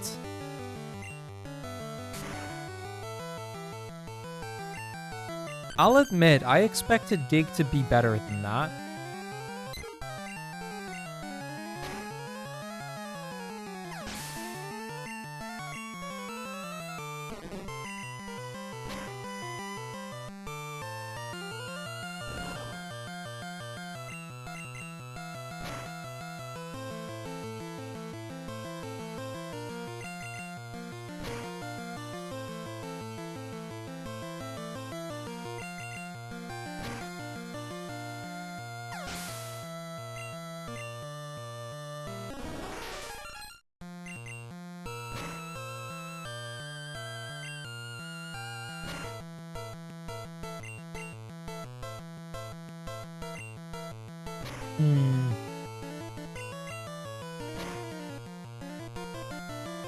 That does throw a bit of a wrench in my plan. If I'm not gonna, you know, I'm not gonna lie, it does do that. Now the case is still very much I need to get through Rock Tunnel, and it needs to be in one session. There's 11 Pokemon to beat. I right now have 5.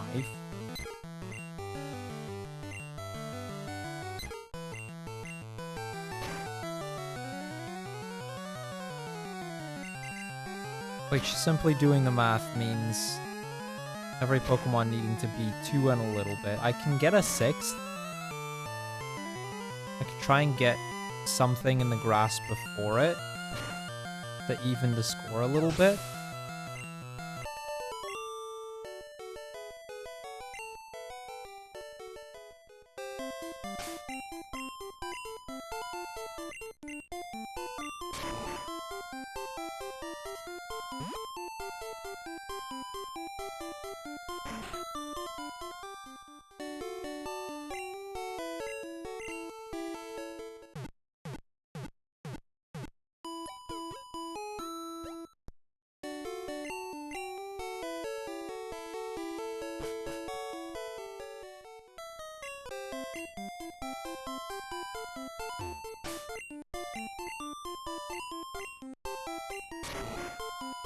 That being said, the Pidgeys can learn Fly soon, which is nice.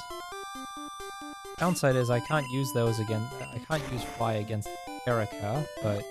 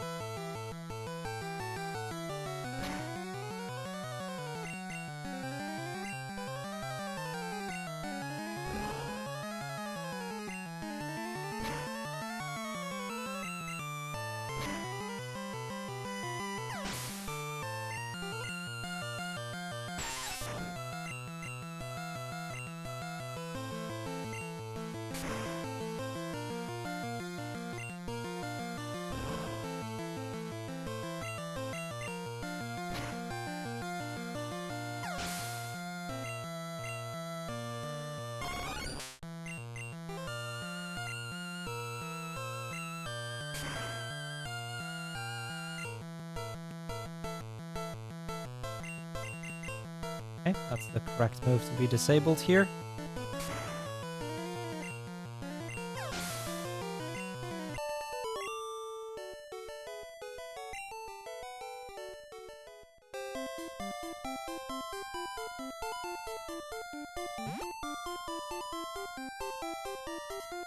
Let's see if I can catch one more thing to at least round out the team of 6.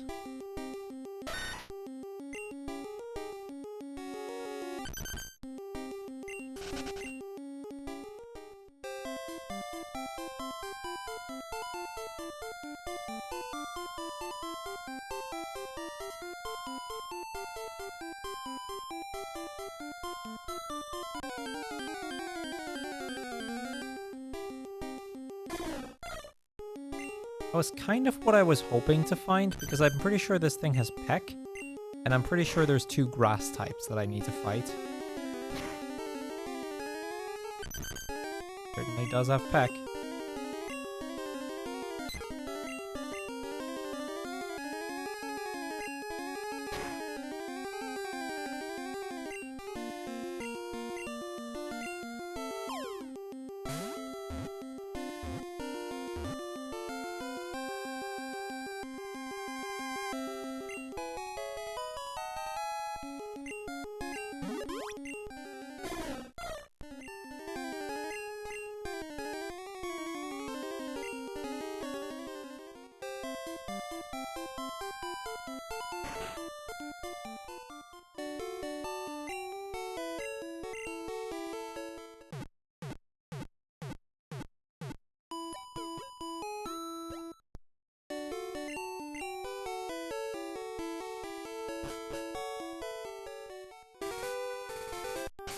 Alright.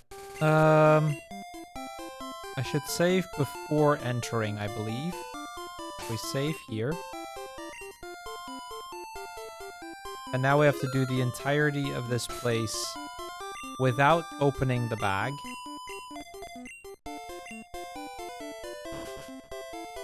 A little unfortunate there's no icon in the bottom right. I was kind of hoping there would be.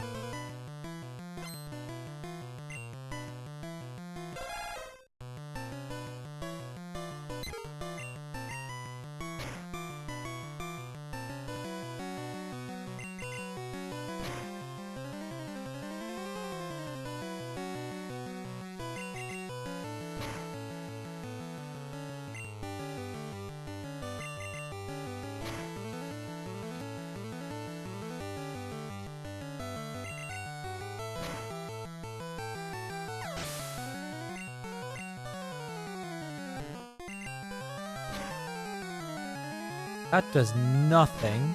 Oh, this is a problem. Oh, this is actually a problem. Okay, sand attack. Good miss. Sand attack. Again, I can't open the bag.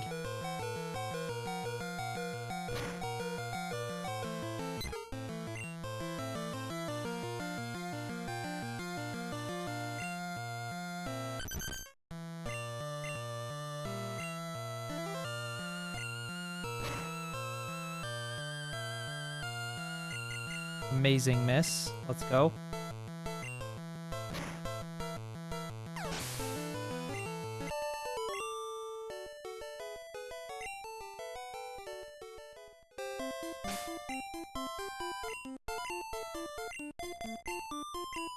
That should be allowed.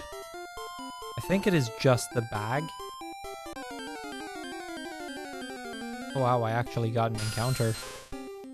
The encounter right here is the same as it was earlier in Mount Moon and in Diglett's Cave.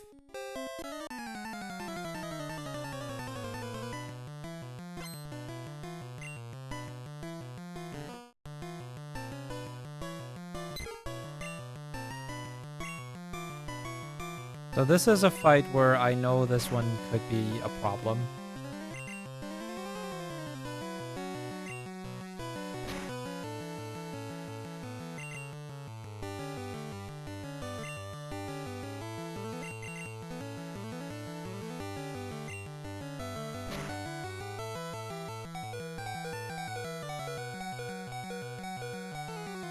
That's fine. I needed to sack it so that I could get a free...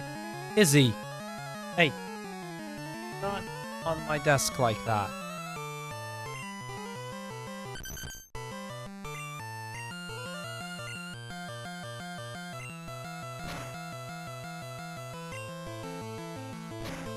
That one hurts. I was really hoping to be able to get through that unscathed.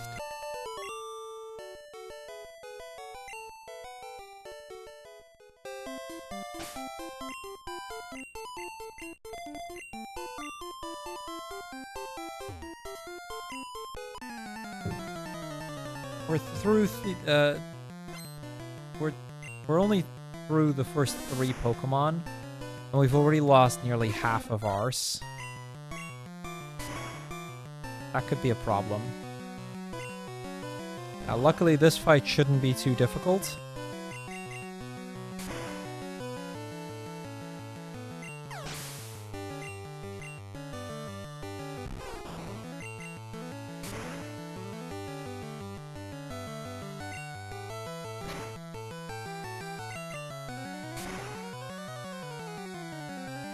This is why I wanted to get that Spearow. Just for that fight, honestly.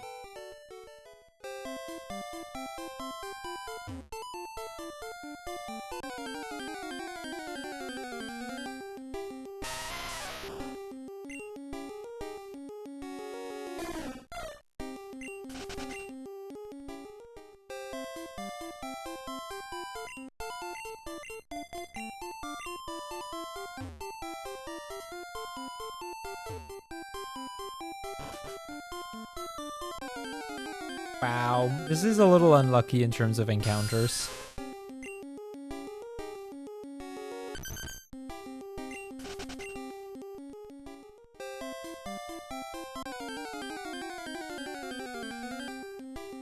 The average encounter rate here is once every 100 tiles.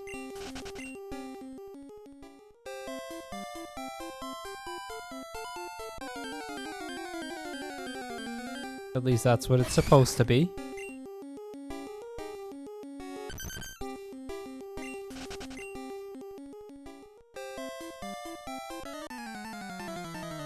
Okay, there's 2 more trainers left, each with 3 Pokemon, so we have 6 more Pokemon to beat in total. This guy just has a bunch of Geodudes.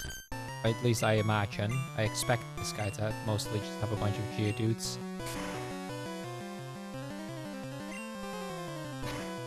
Really hoping that would kill.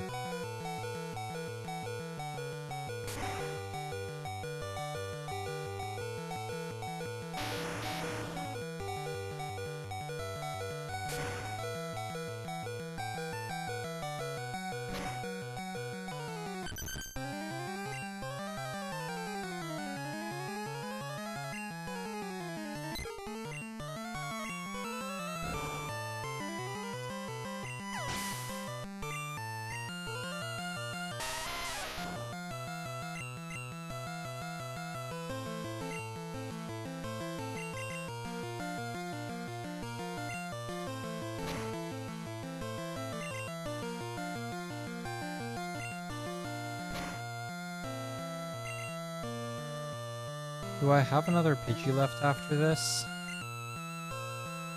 You'll build a Saurus with the raid. Thank you, thank you. Really appreciate that. Okay, you know what? I'm gonna switch to Spearow here. Welcome, Raiders. Welcome to my humble little corner of the internet. I'm Cruel. I do a lot of Pokemon things. Right now we're doing a challenge where I'm trying to beat Pokemon Red, but everything has been changed to Little Cup rule set. So every Pokemon is level 5, everything is base form. You know, there's a whole host of things like that. Unfortunately, our Diglett just fainted, and that was kind of going to be my ace for this fight.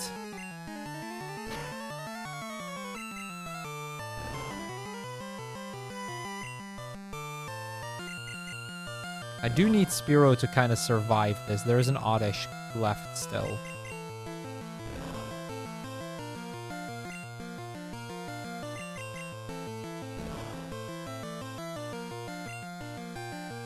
Okay.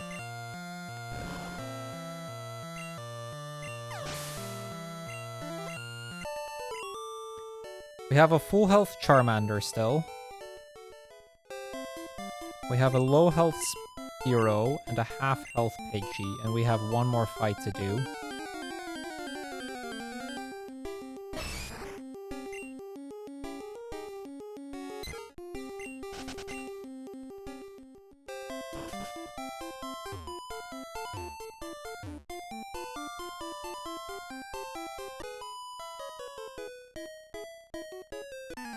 Well, I appreciate that.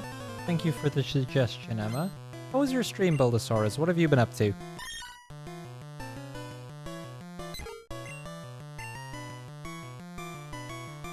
Okay, the growl is fine. Because it gives me a chance to sand attack the Meowth a few times. Keep growling me.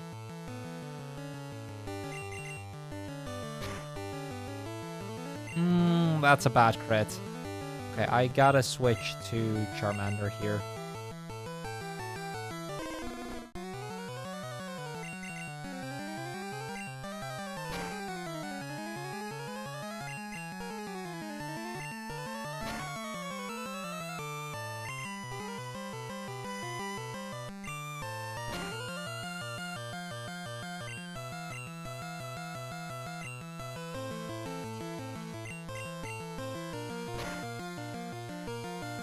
Another crit. These crits are going to be the death of me, aren't they? We're trying to get the achievement to go through this entire place without ever opening the bag. This is the last fight.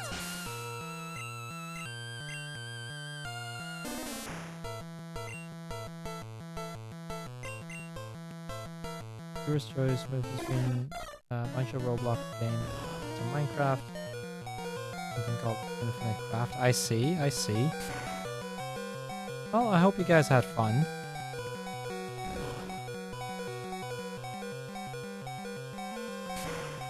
Okay, I have 3 low health Pokemon. She has 1 Pokemon. This is it. They're gonna kill my Spearow here. I knew they would. But I got a Growlin'. And I got a sand attack, and there is a win. There is a path to victory now.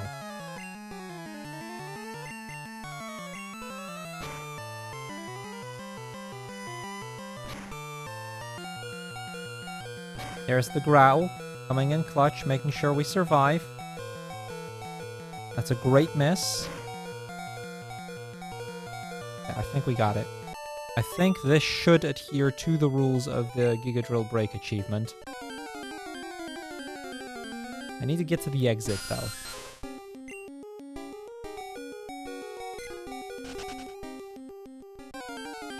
Wow, come on.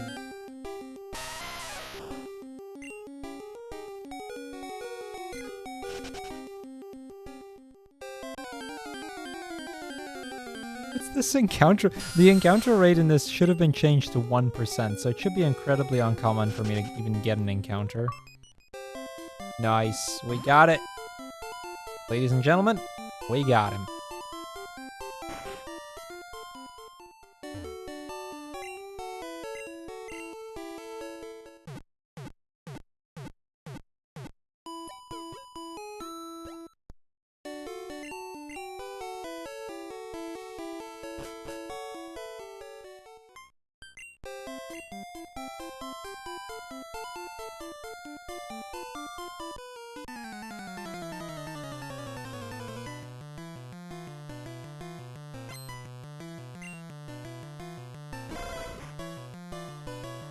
Right, I don't have Diglett up front.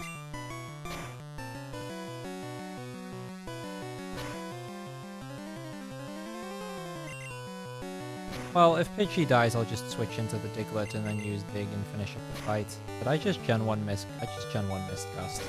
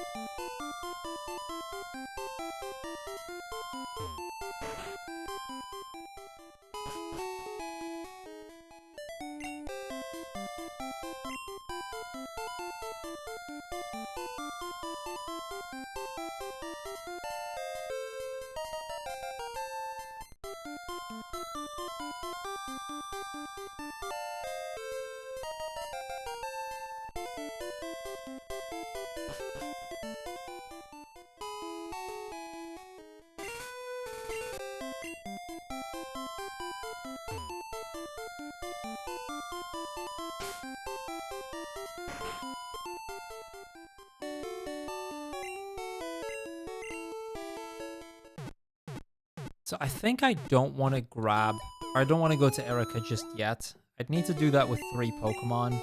And while I think I can win with 3 Pidgeys...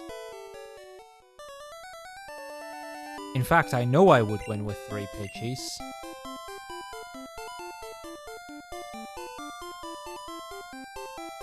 In fact, the more I think about this, the more I'm like, why wouldn't I go to Erica yet?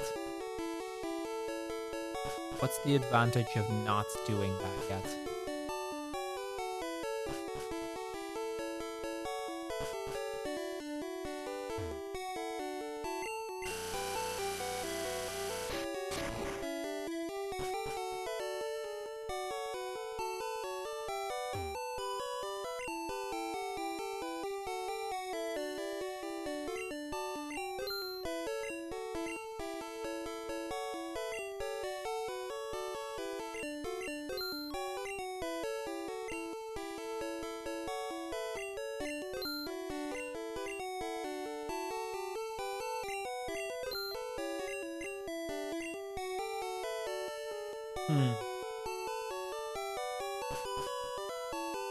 Maybe I should just go beat Erica. I'll grab Fly. I'll teach it to Spearow. I'll not teach it to any of the Pidgeys yet. No, I will. Actually, I will teach it to one of the Pidgeys. Because it only says not to use it. So I'll teach it to one, do the Grass Gym, and then I'll teach it to the other. Or I don't do that yet. And I just come back, I just teach it after, because we have the thing in our inventory anyway.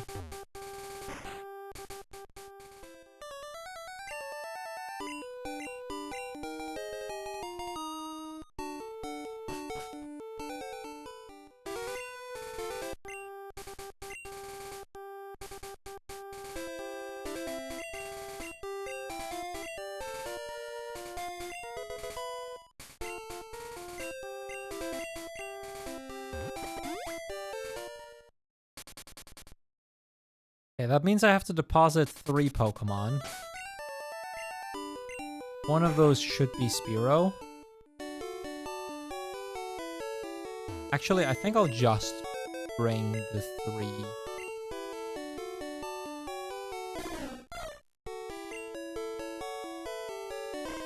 I think I'll just bring the 3 Pidgeys, honestly.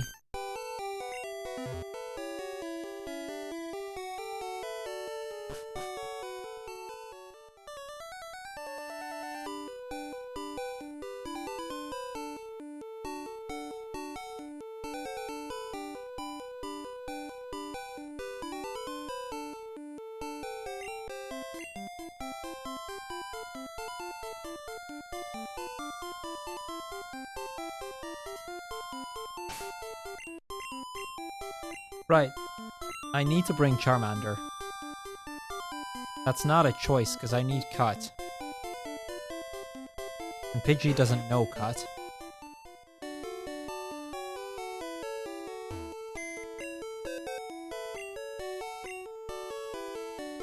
We'll deposit a Pidgey. We'll withdraw Charmander.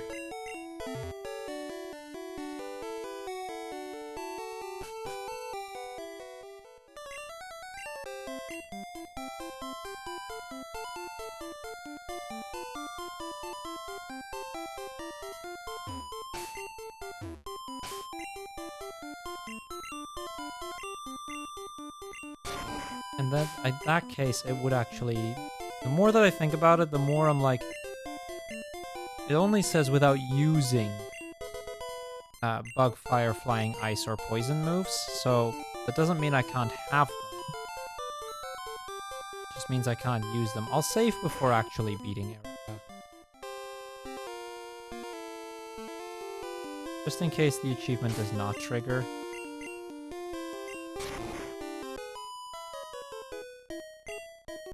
I have the wrong Pidgey up front, don't I?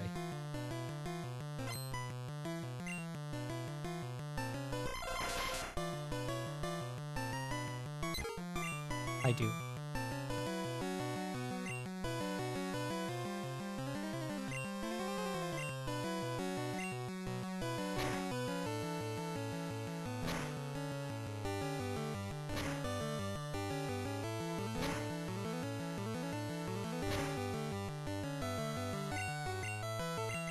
Conclusion, gonna have to go to the center again.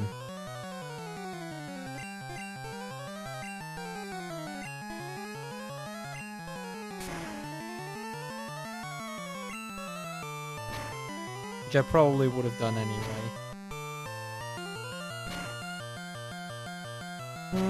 Although just barrage damage I could have gotten rid of through a potion.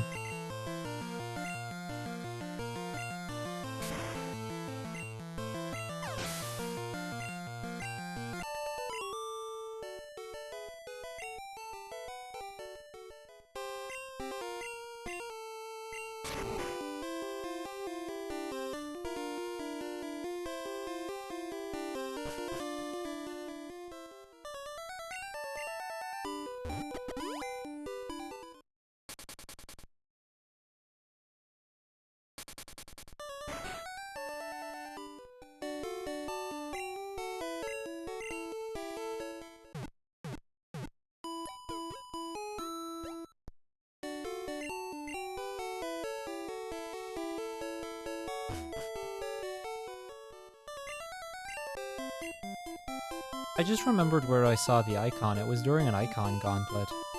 Because this one had a recent icon change. Like, before it, the icon was different. When was it changed? Yeah, literally yesterday. Like not last night, but the night before, the icon got changed.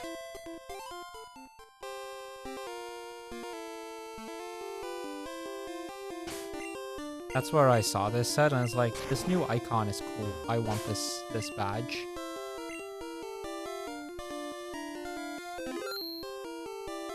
And so it shall be.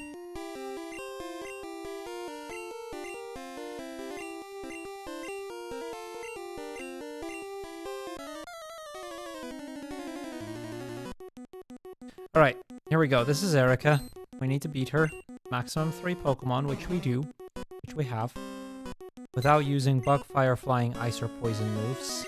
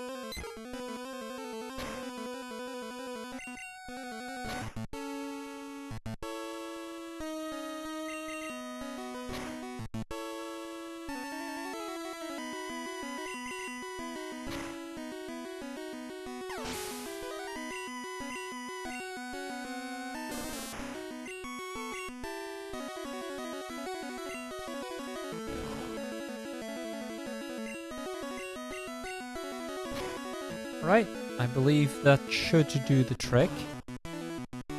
Oddish from here on should not be hard to kill.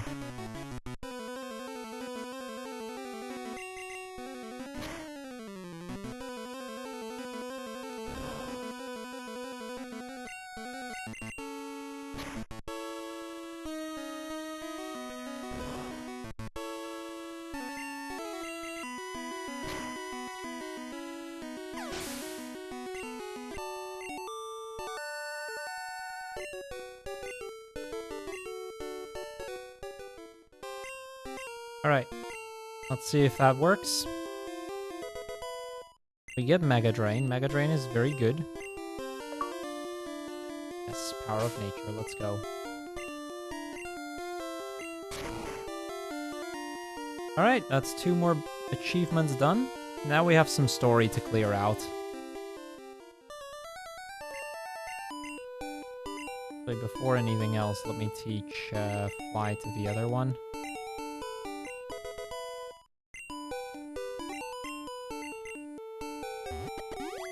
I'll teach Fly to the 3rd Pidgey as well.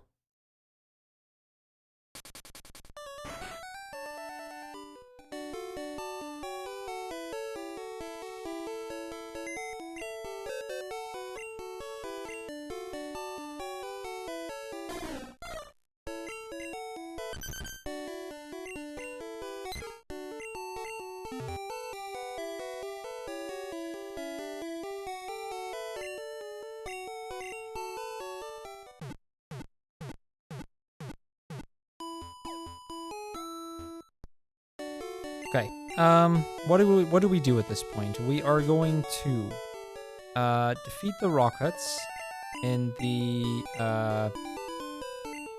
casino thing, in the game corner. We are going to do Pokemon Tower to get the Pokeflute.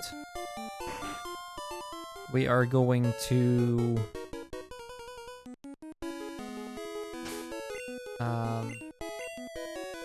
do Safari Zone. We are going to do the the Saffron City Tower, and then we can go beat Koga. We can go beat Sabrina. We can go beat Blaine.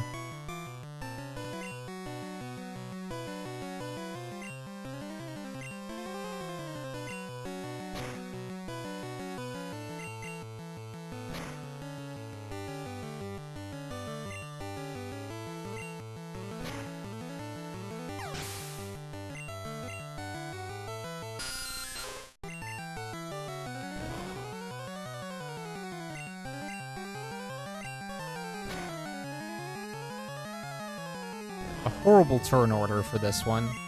That's the downside of a speed tie. Like, he could have gotten to attack 0 times or 3 times, and it was equally likely. We just got unlucky. Oh well.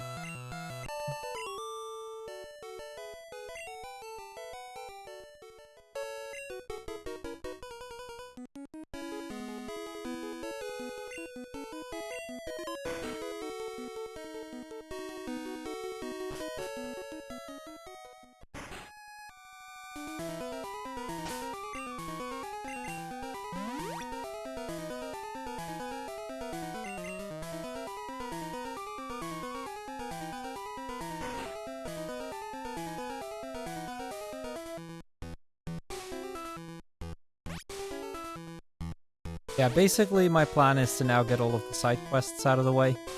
And then once all of the side quests are done, we are going to...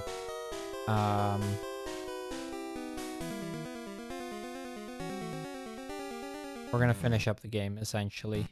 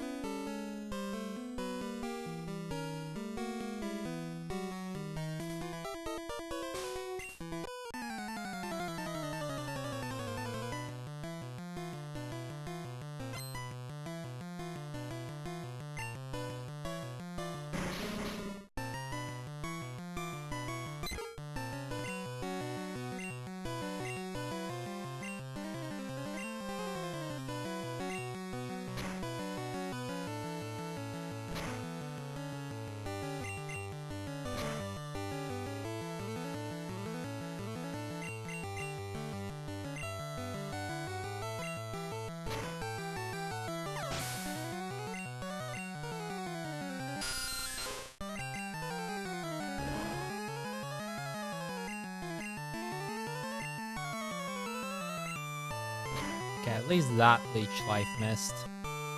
And the last one too. That's a little better luck than the last time.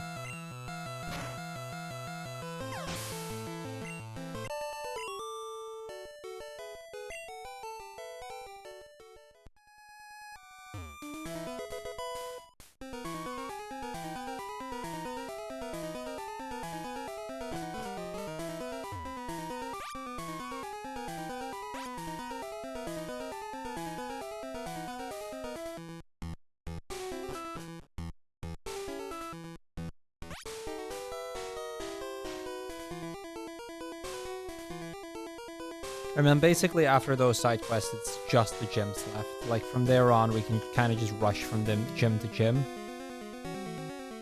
Like we're already really far into the game, honestly.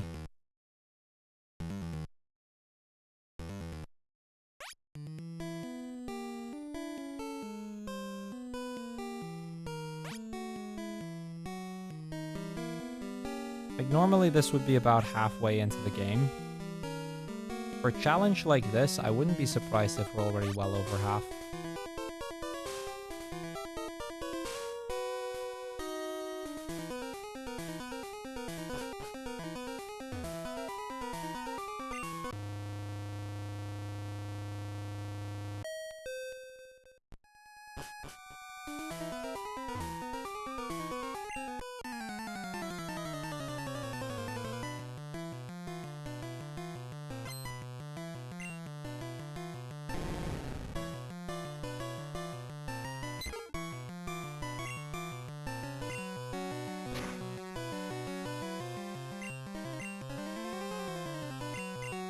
Could have had Diglett up front.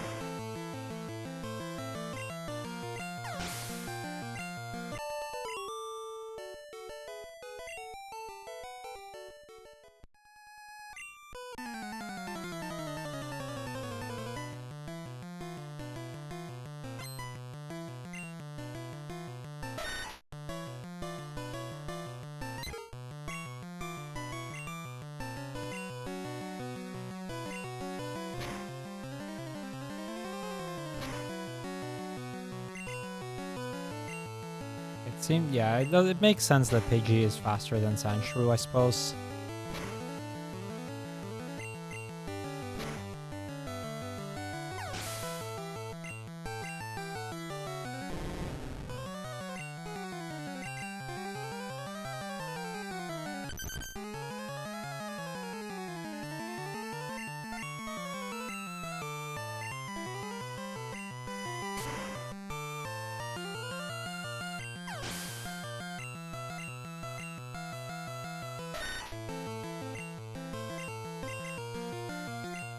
Should do 5 damage.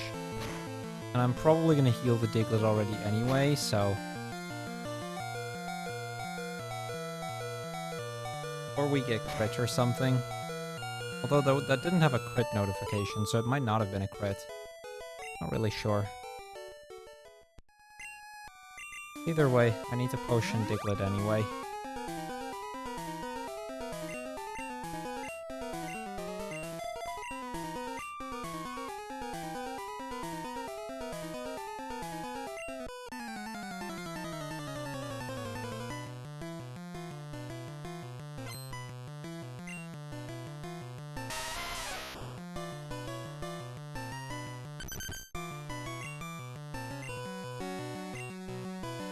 Right, I only have 3 digs left. That's not a lot.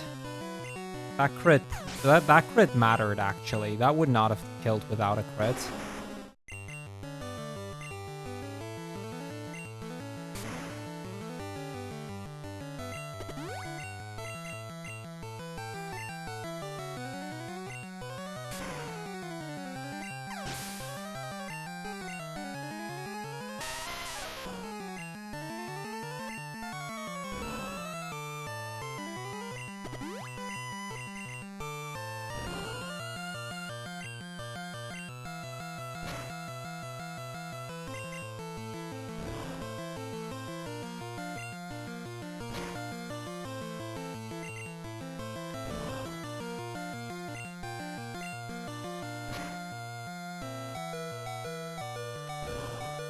If I had known the last Pokemon was going to be a Geodude, I probably would have saved that last dig.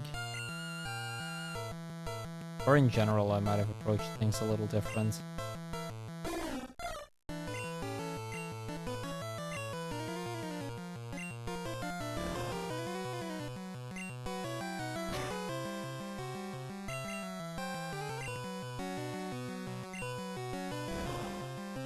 Oh well, Fly does a decent amount of damage.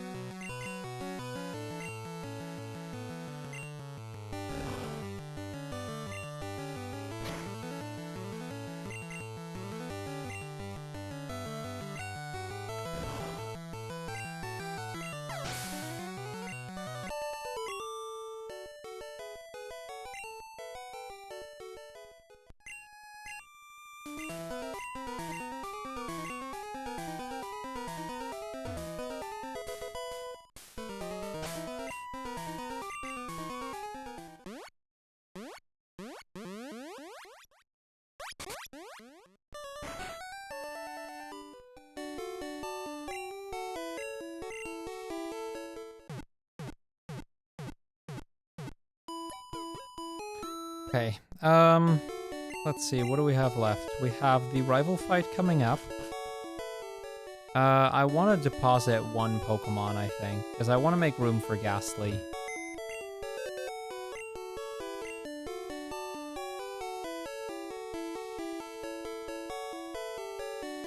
I think I will get rid of Spearow, actually.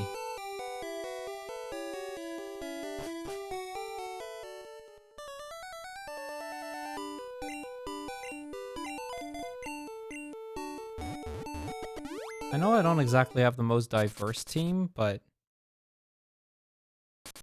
we can make this work.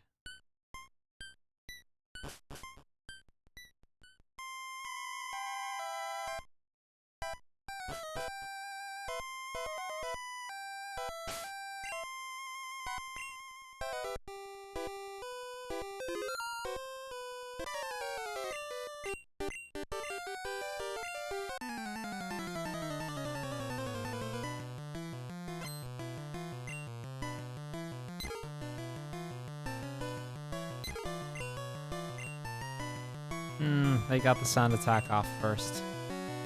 But I got a sand attack in.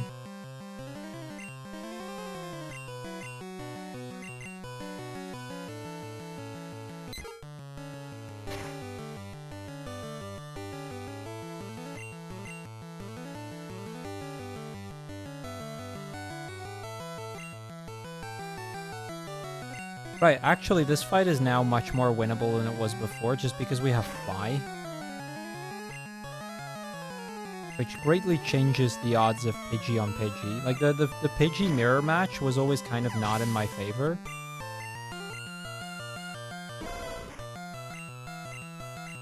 But with me getting Fly, that definitely changed.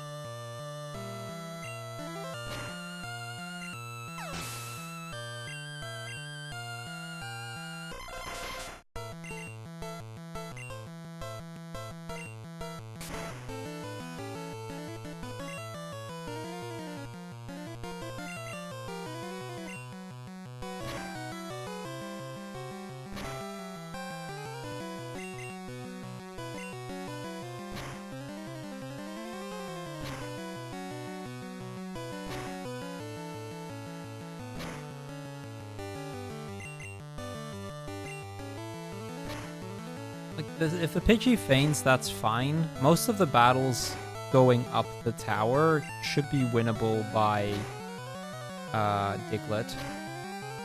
We win if it's not a... Okay, I was about to say, we win if it's not a 5-time barrage.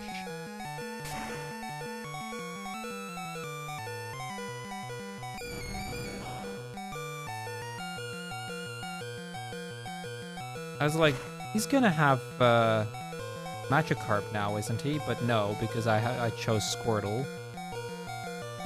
That would have been quite convenient, but oh well.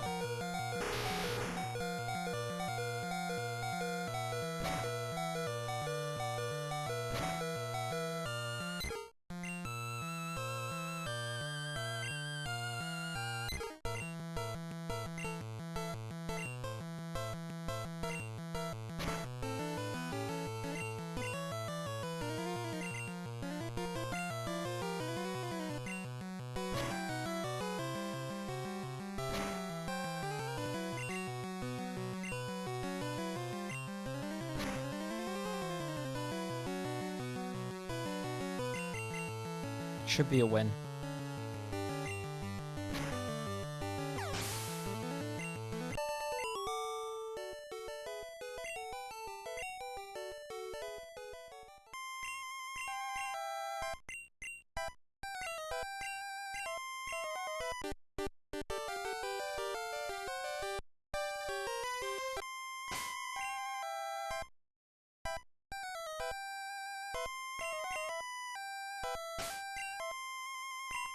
Put Diglett up front.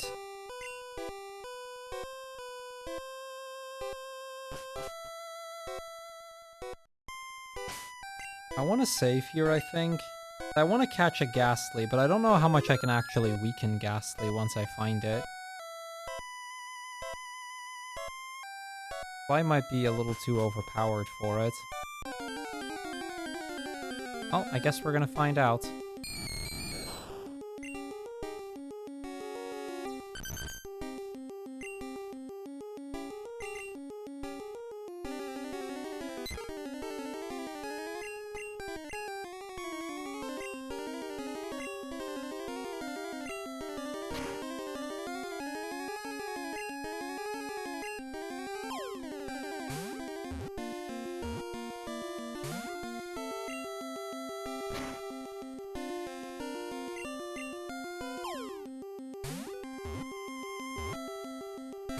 Come on, get in.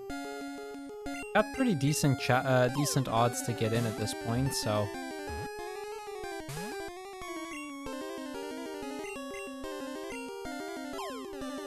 This is my last ball. Okay, nice. It got in. Got in on the last ball. We take it.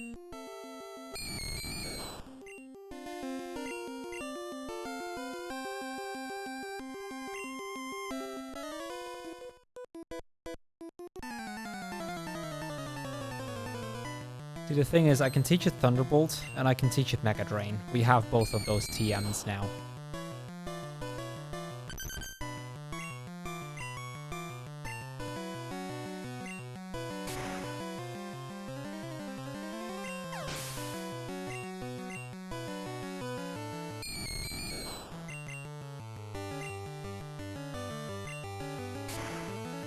Burst is not a move that exists yet.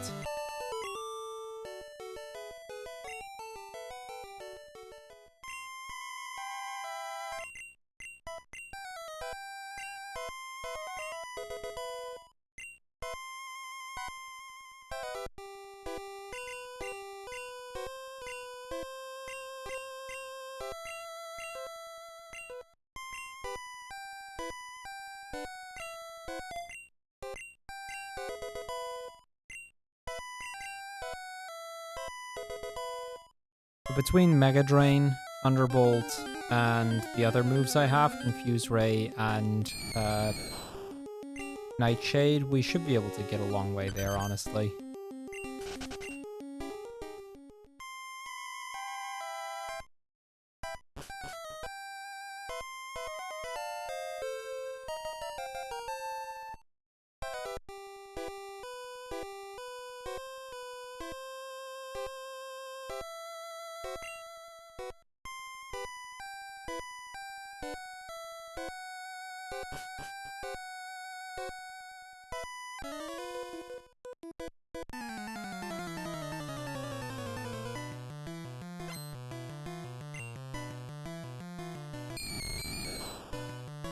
You know, first we'll get through the tower, which isn't all that hard.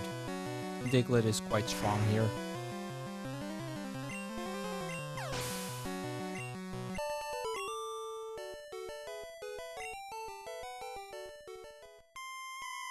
I'm debating on maybe still catching something like a Goldeen, something like a Staryu or something. I could teach it Surf. In fact, I'm gonna need a Surfer now that I think about it.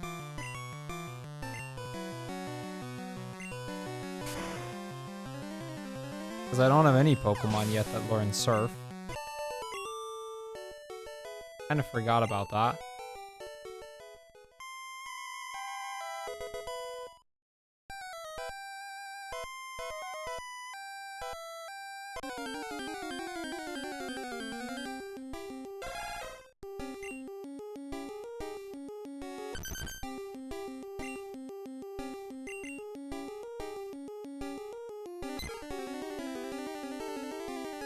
Magikarp doesn't learn Surf.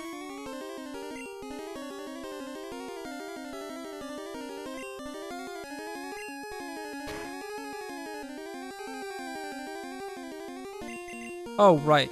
I don't know if Lapras is a thing in this, actually. He might give you a different... Might be a different Pokemon you can get, though.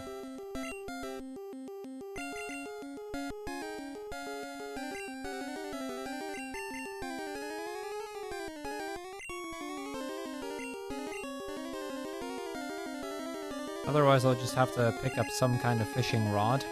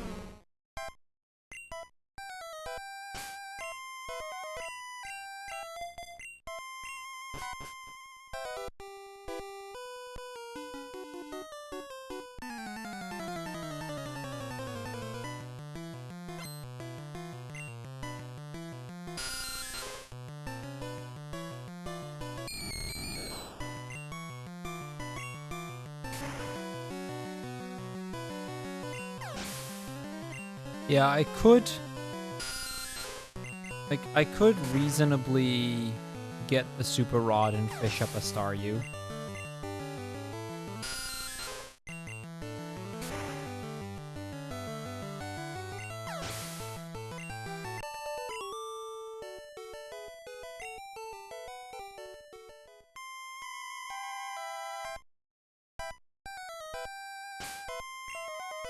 Yeah, but I'm pretty sure we're not going to be able to even catch Tauros in the first place.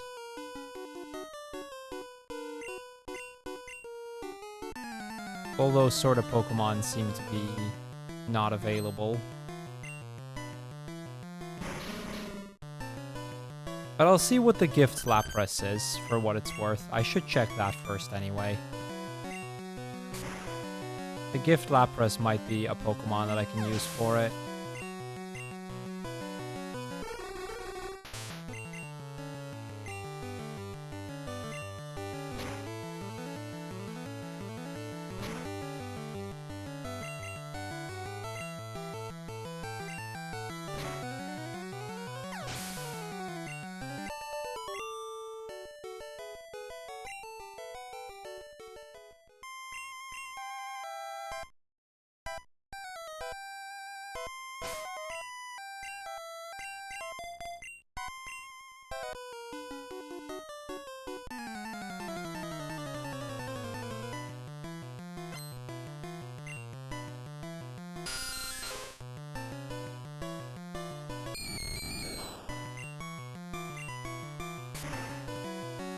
You know, now that we have Ghastly, honestly, things should speed up a little bit.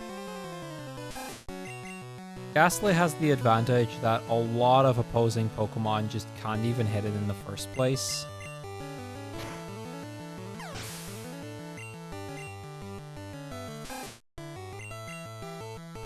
Add to that, it's good move pool already, it's high crit rate, and it's really good special attack. And we kind of have a great Pokemon in the form of Ghastly.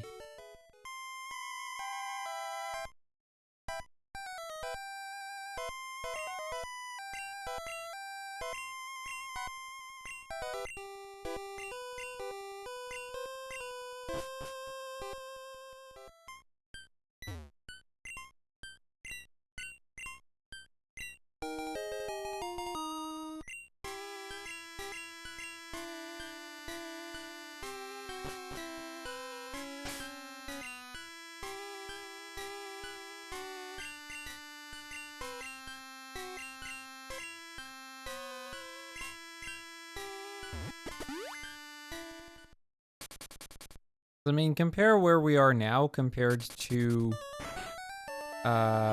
previous places we had to go through. Like, I've gone through the entirety of the tower, and I was basically completely full health on everyone.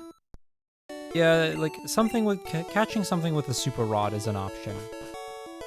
It's something I'm certainly considering.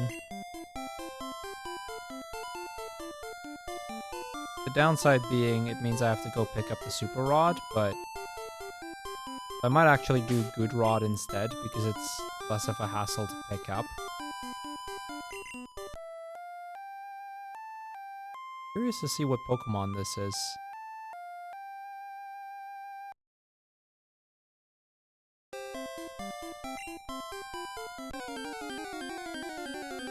I don't have any Pokeballs on me right now. Oh, it's an Abra.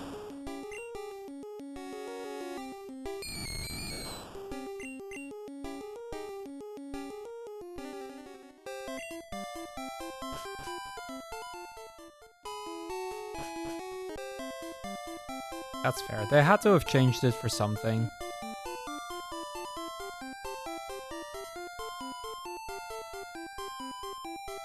Hey, return. Doing good, doing good. How are you?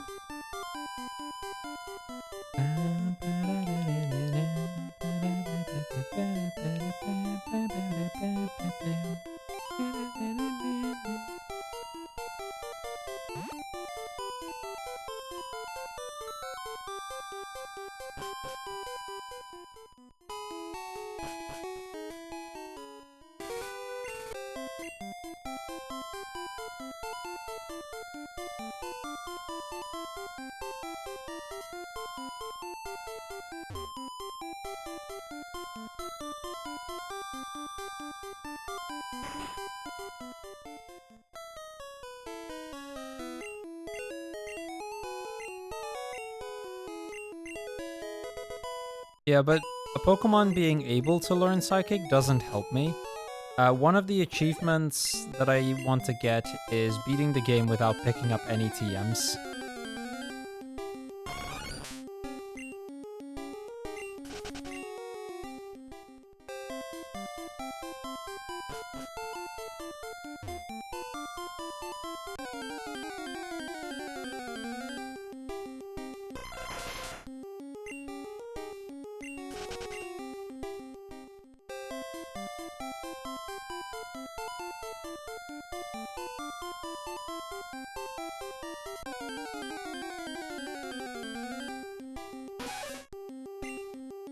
So, you know, I can't pick up the Psychic TM. The only reason that I have Thunderbolt and Mega Drain on Ghastly is because those are exempt, as they are, as they're given by the gym leader, so you can't really not get them. Yeah, the confusion I had considered.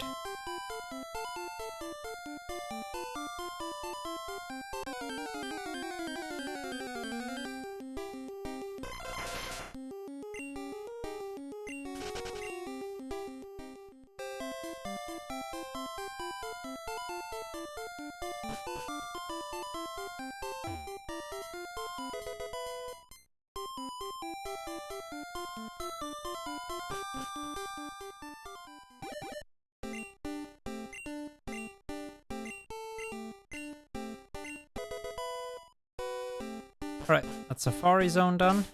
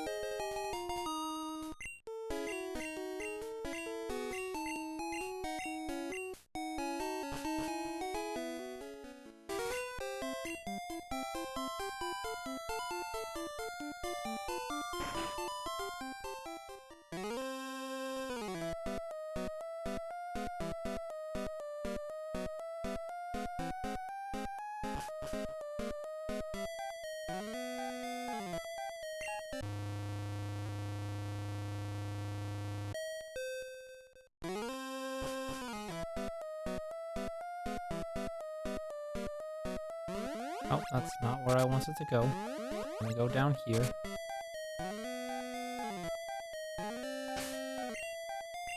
Switch Diglett to the front.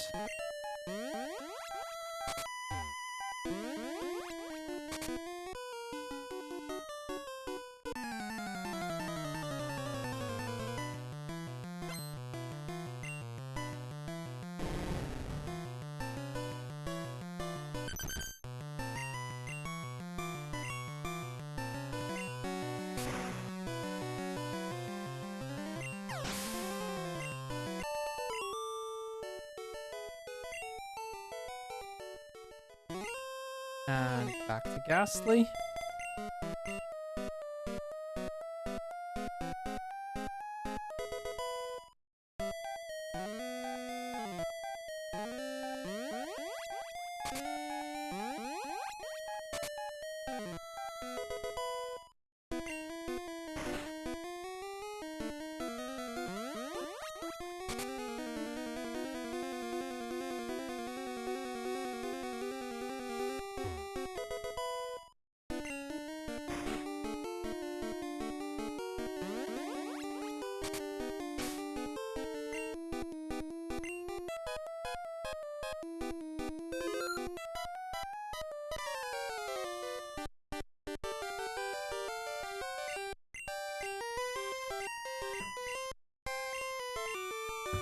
Yeah, this is essentially the last side quest. Like, the only other side quest that we still have to do, or like mandatory side quest, like the only other additional thing is the Cinnabar Mansion, and that one's relatively short.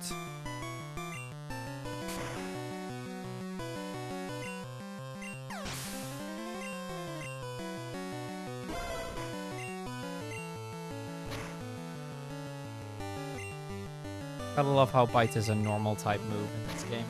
That becomes super effective in one generation, but now it's still fine.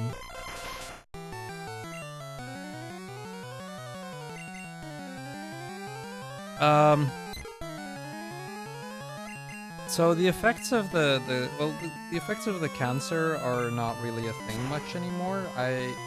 To the best of my knowledge. Unfortunately, one of those diseases where you don't really know something is wrong until you're already very, very far in. But, as of right now, there's no, or as of the last scan, there's no measurable cancer left, or not significant enough. Like, and everything that does seem to be there seems to be very stable. Like, it seems to be dead, essentially. As for the effects of the treatment, those are still kind of a thing, though not very prominently. What I mean with that is I can still tell that I am tired more quickly than I was before, and that is a very that tends to be the one that tends to stay for the longest. Although even that, not much so anymore. Like, I'm mostly back to my old self at this point.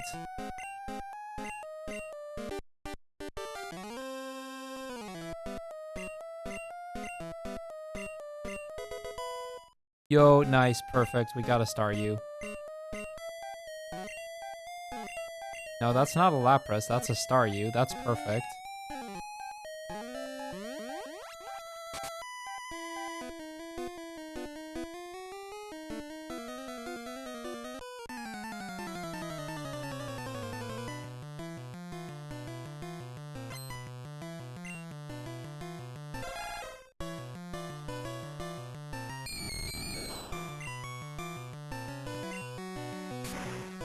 Yeah, Lapras would be too overpowered.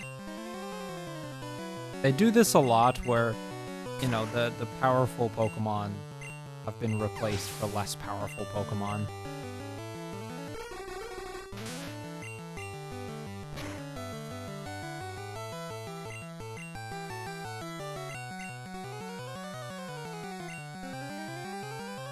Okay, it's now parafused.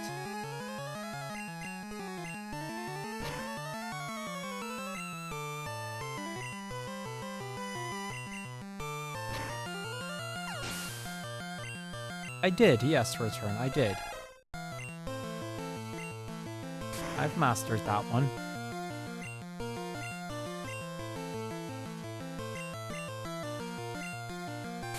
Yeah, the Snorlaxes are replaced with Abras.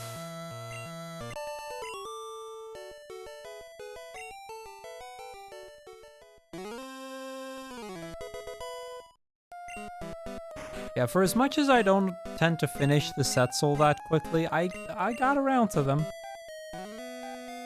I'll continue on both Pokemon White 2 and on Mystery Dungeon eventually. Fixed damage isn't as overpowered here as it might seem, for two very simple reasons. Number one, the big fixed damage moves, Dragon Rage and Sonic Boom, are unobtainable.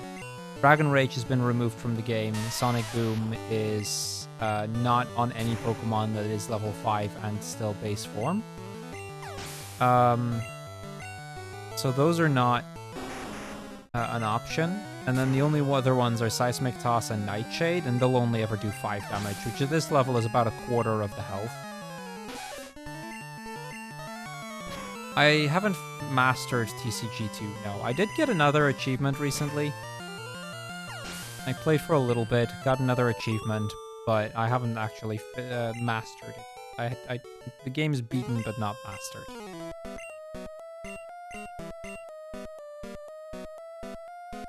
Haven't really felt like doing that just yet.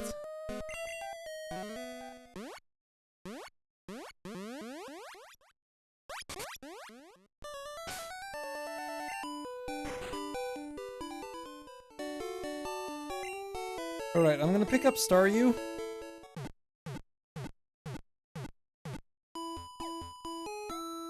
We're just retro achievements as well, Marsu. I haven't actually done any, I haven't done much speedrunning in recent days. Haven't really felt like it.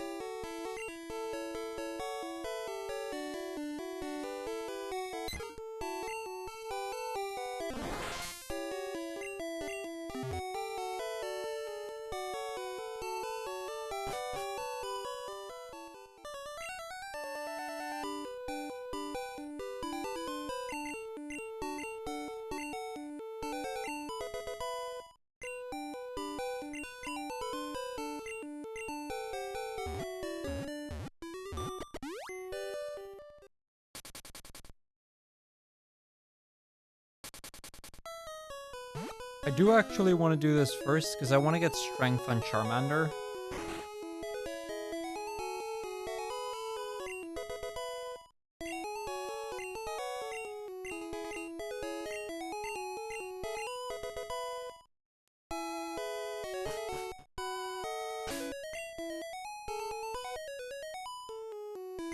Probably not, Return. The main, or at least if I do, probably not on stream. That's more so how I should say it. I, unfortunately, like, the thing with the Tears of the Kingdom 100% that I was doing is it gets almost no viewership.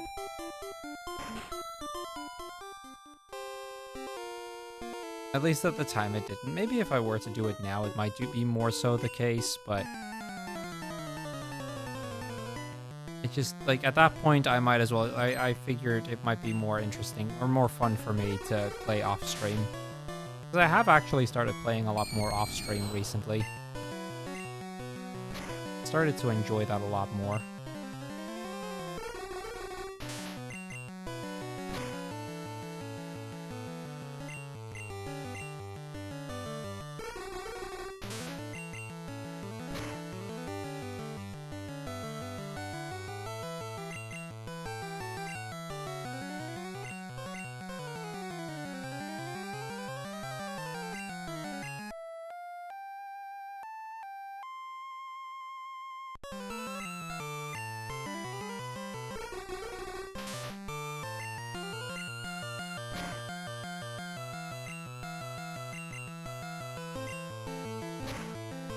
I have not played Fire Emblem, no.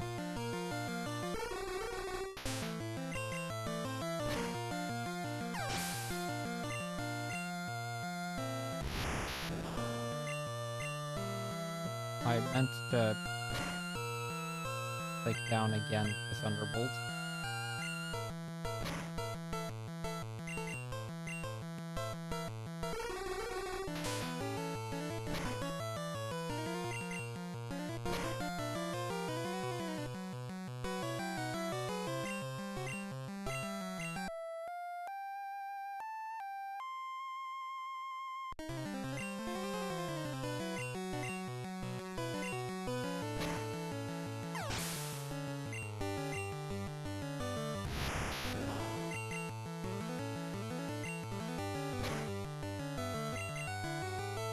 Of course, he had 6 health left.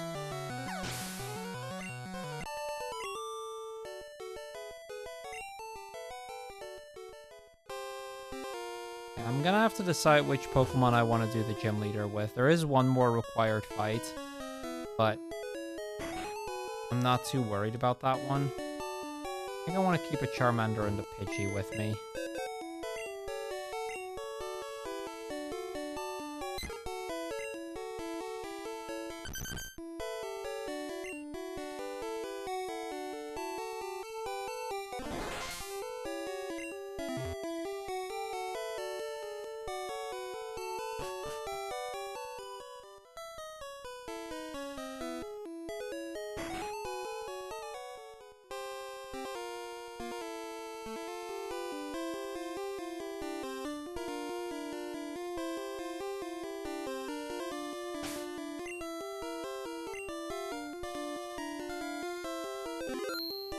Because the achievement has me beating this guy with 3 Pokemon maximum.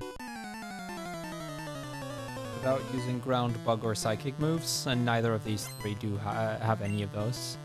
Thanks for the raid, Revolution. Welcome in. How was your stream? Oh, I never healed at the center. I was kind of planning on doing that. Oopsie.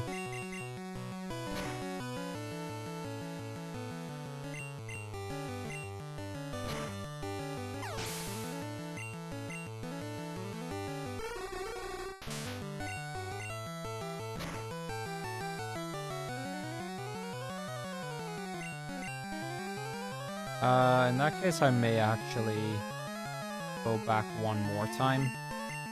I genuinely did intend to heal so that I'd have more Thunderbolts. That was my main reason for going to the center.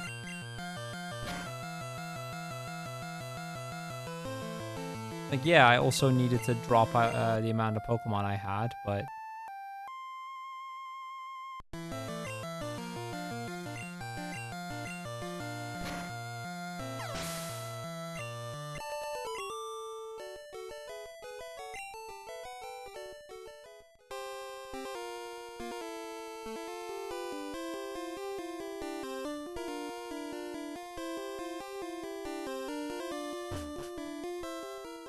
Alright.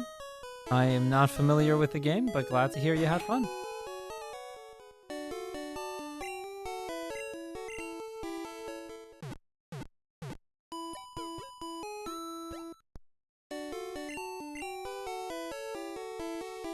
I've watched a few ESA runs this week, but not a whole lot. I've had it up as background noise a few times.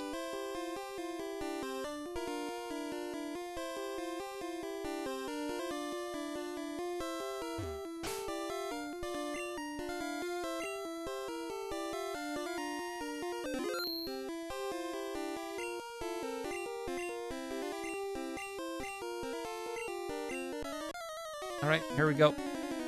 Oga! Time for gym number 5. And we are basically set up to start sweeping the other gyms after this, so...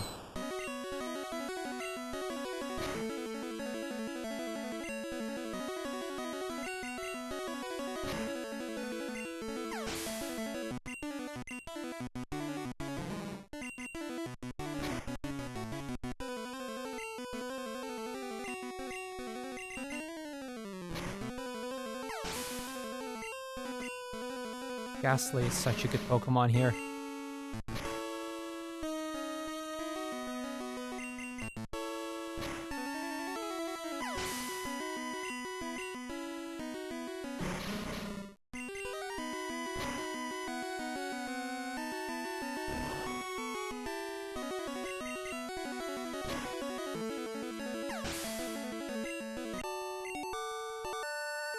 There we go. Easy fight.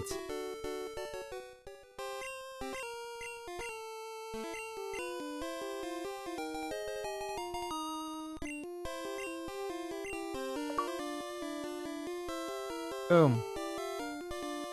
Done.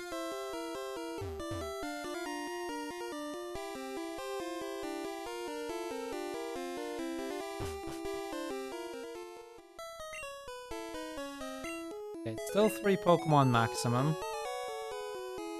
I will toss that. We will fly to Saffron.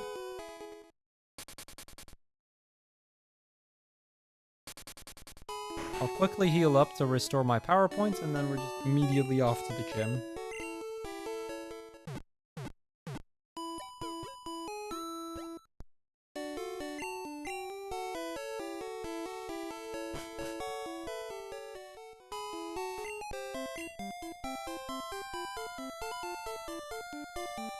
I know Giovanni is 4 Pokemon.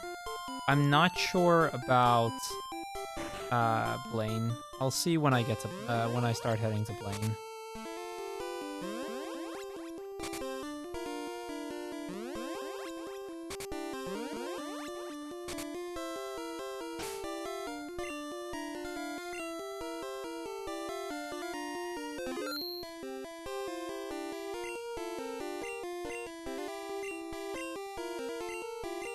I don't have to do the gyms in the vanilla order. I'm choosing to do so. No, I don't have to. But there's no real advantage to me not doing that.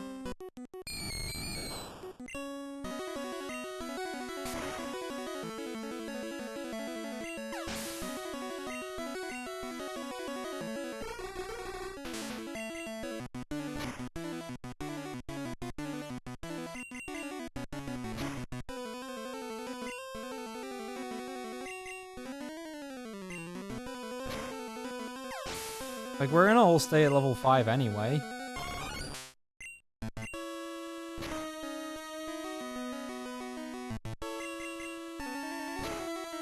Like, that's the one thing that makes this run relatively easy. We're all gonna stay at level 5. I like how it only limits me in using bug moves, but there's hardly any bug moves in the game, and half of the team is weak to electric moves.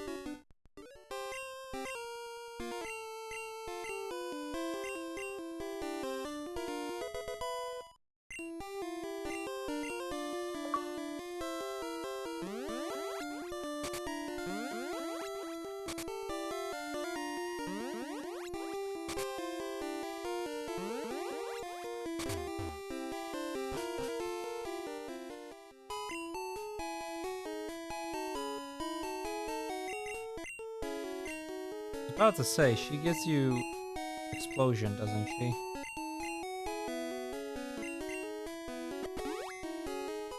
I knew that was gonna be a thing.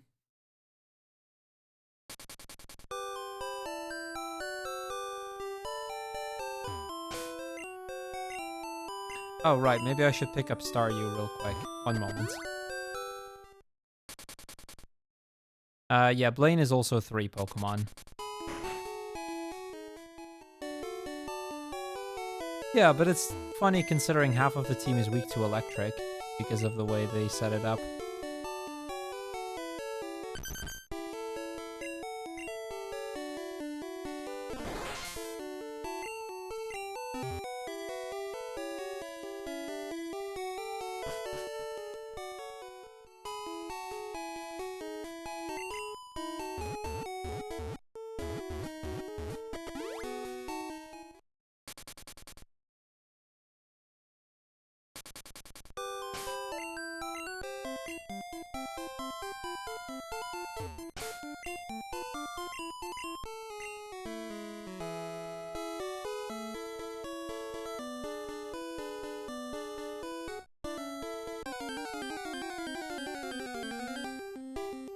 Unfortunately, repels don't do anything. That's just the reality of it.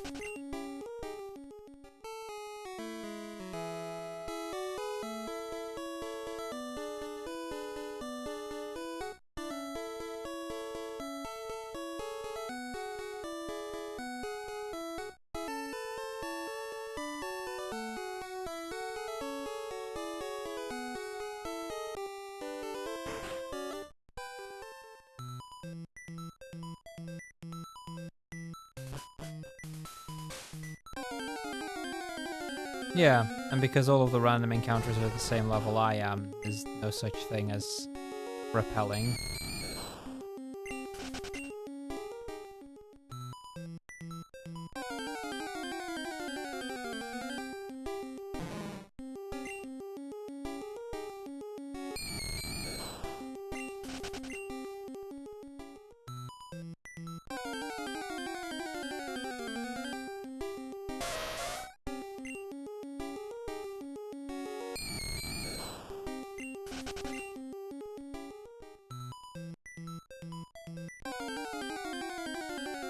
Now, to compensate for it, this hack should have reduced the encounter rate in several areas, including this one.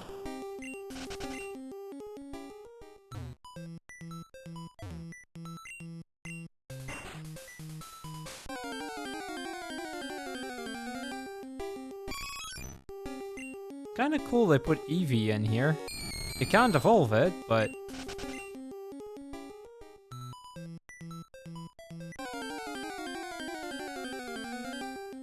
I think they messed up on the encounter rate on this one. Diglett's Cave was definitely reduced, we saw that.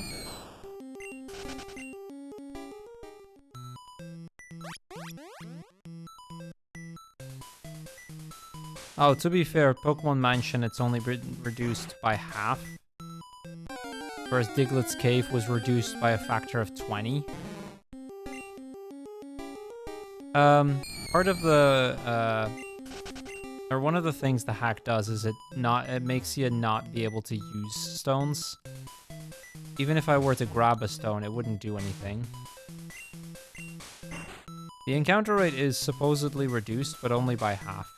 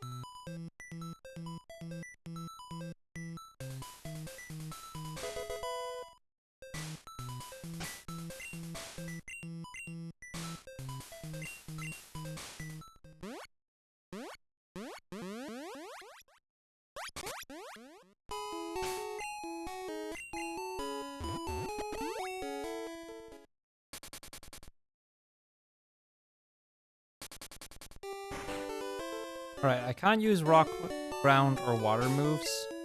What other move this star you have? Is it just tackle? Yeah, it's just tackle and surf. So I'm gonna drop off Staryu. I'm gonna drop off Diglett.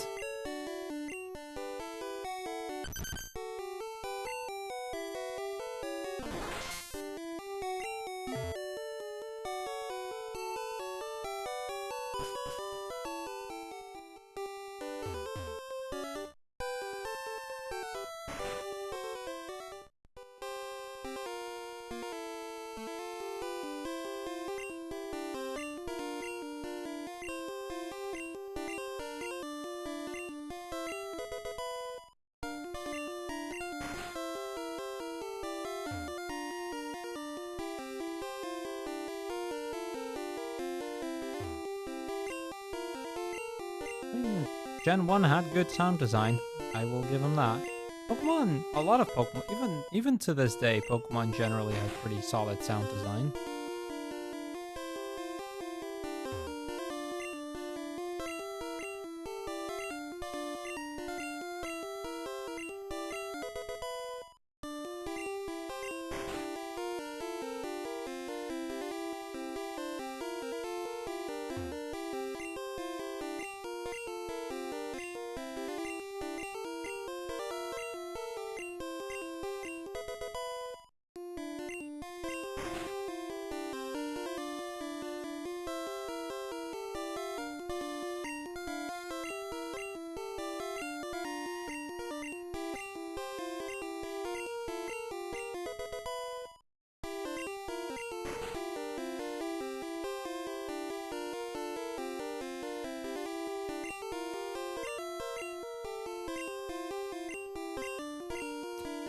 Yeah, that will be true next gen, but oh well.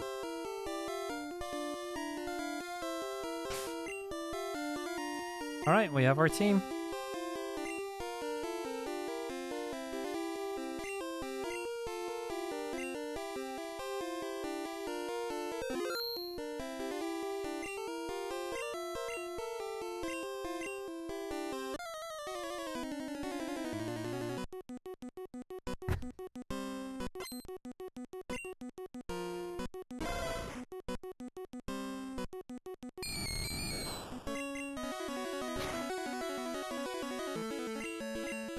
Oh, Blaine using a super potion again. Maybe I should have healed going into this because of the amount of thunderbolts. I think it does. I don't know if there is an achievement set for it, but I think there is a version of this for Gen 2, yes.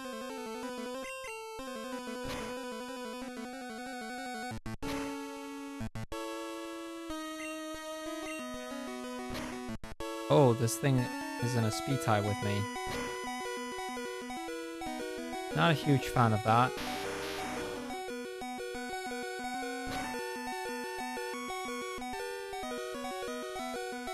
Alright. Ghastly did decently well.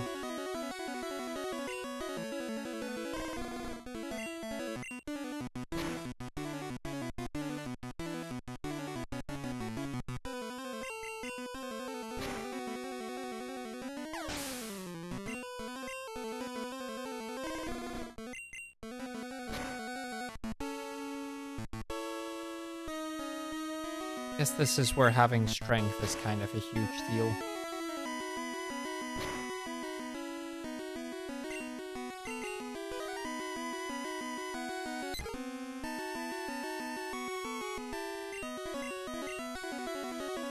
Although I'll sand attack this a few...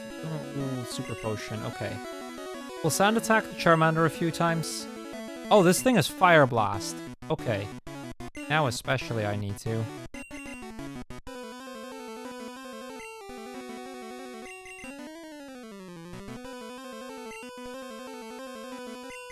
Okay.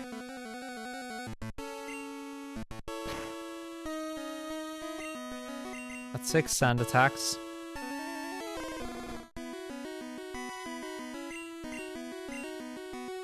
Now let's continue with strength.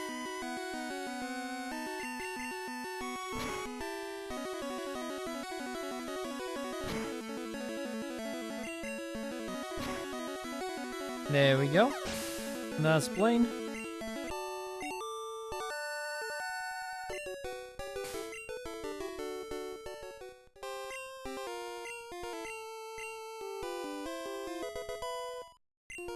Yeah, luckily now we get Fire Blast.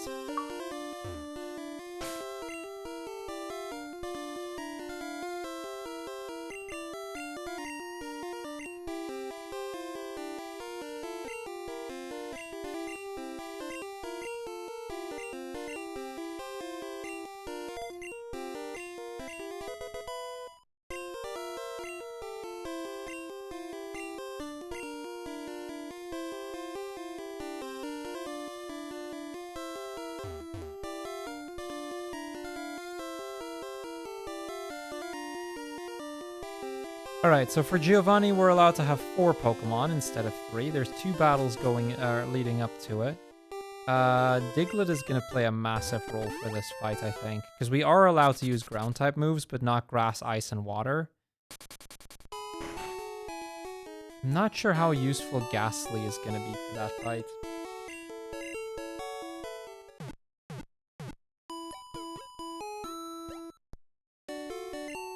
I think we'll do the 2 required trainers, and then we'll come back. We'll deposit some Pokemon, we'll come back after for the last bit. I'll grab Diglett, and I'll grab another Pidgey, I think. That gets me 5, right? Yeah, that gets me 5.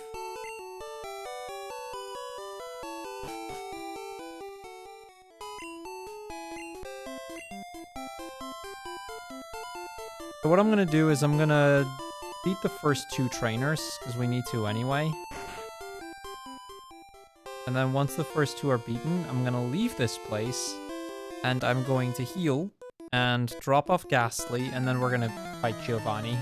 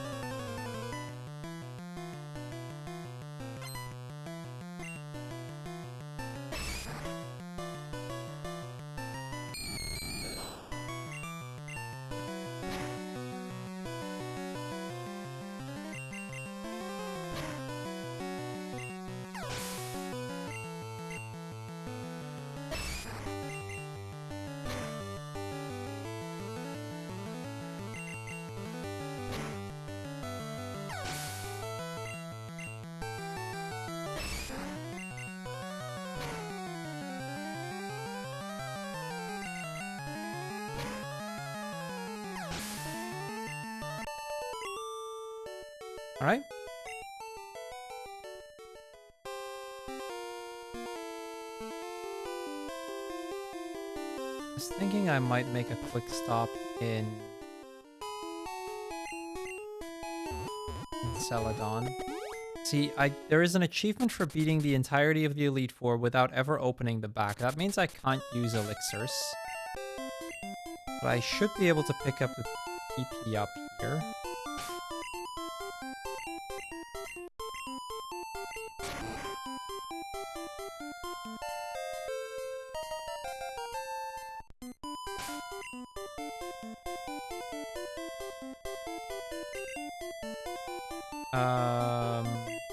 Use that on Thunderbolt.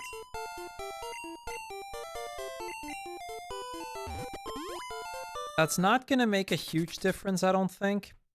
But it's gonna make enough of a difference. Actually, now that I think about it, should I drop off Ghastly? I don't think I should. I'm thinking about it now, and maybe I shouldn't, because I can still attack with Nightshade. And while that doesn't do a lot of damage, because he has a lot of, like, a Diglett wouldn't be able to attack me at all. Okay, we're gonna drop off the Pidgey again. I'm gonna just bring Ghastly. Because I think, actually, the more that I think about it, the more I'm like, wait, Ghastly can do a lot.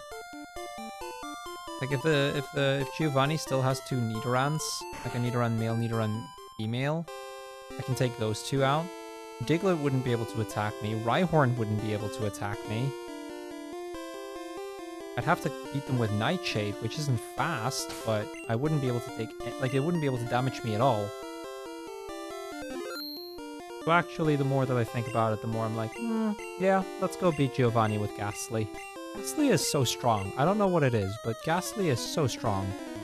Actually, I do know what it is, but... it's a lot of base movesets not having any attacking moves to hit ghosts with.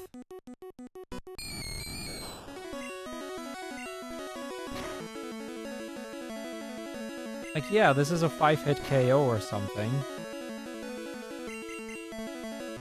Does that matter?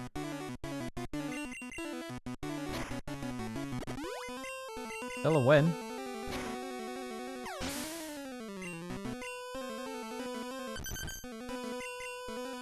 Same with Diglett here, like it only has Scratch and Growl.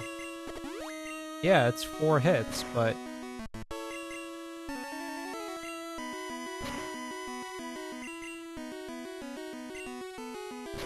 Not like I have to conserve power points.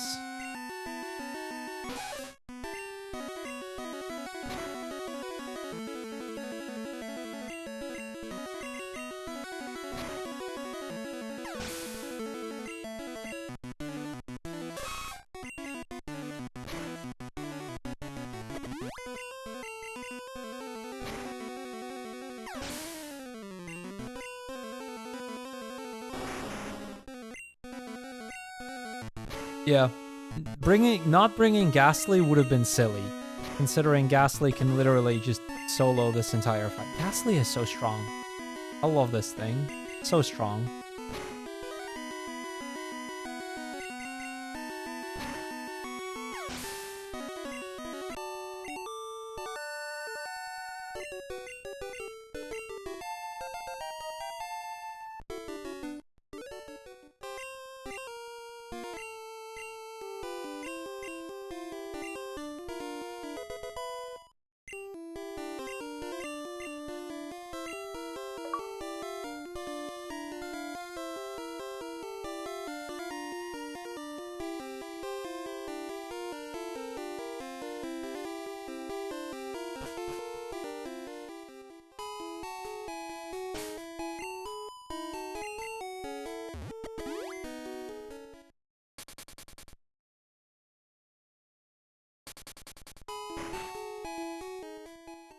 Alright, 3 achievements left.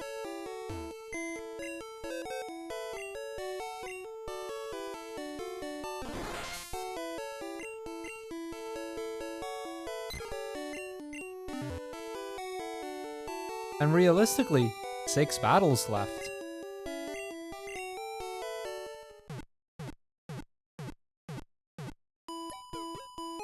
That is, if we can manage to beat the entirety of the Elite Four without opening my bag. If I can't, that's fine. Like, let's say I get completely stuck trying to beat the Elite Four. I think that's fine. Because then we still beat it. We get the achievement for beating it, and then we come back for this one achievement.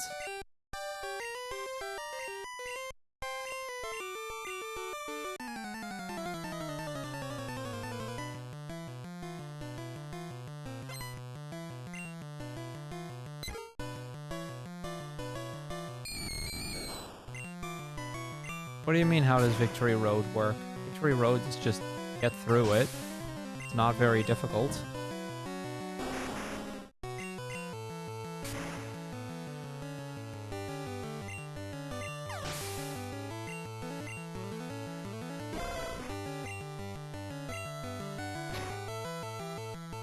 Like, I imagine it's no different from how it would otherwise be. Oh, people wanted to know what the... There's no required trainers in Victory Road, no. There never have been. Not in this game.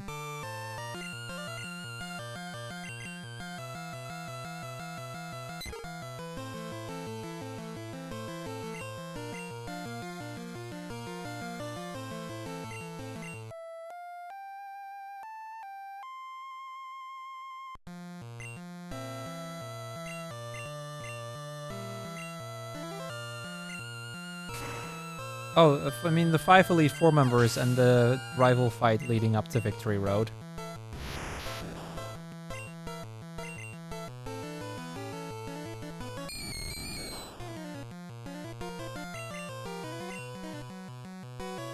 Like, Victory Road does not have required trainers.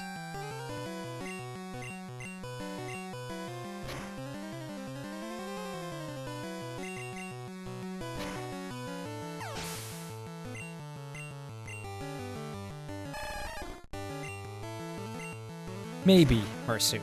Maybe. I will need to beat it once at least. Possibly twice. See, here's the thing.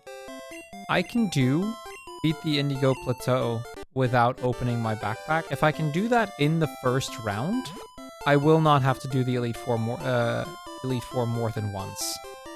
If I cannot manage to do that, I will still beat the Elite Four, but using like elixirs and whatnot. Like, that's fine. Because then, after the Elite Four, I get access to the other TMs.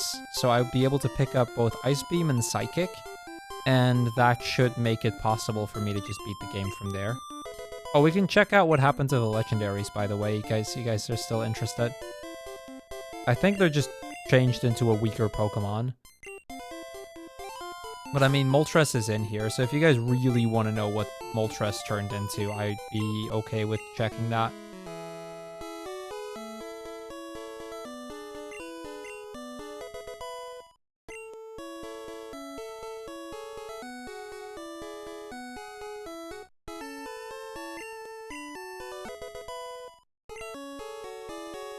I'm not gonna go all the way to Mewtwo.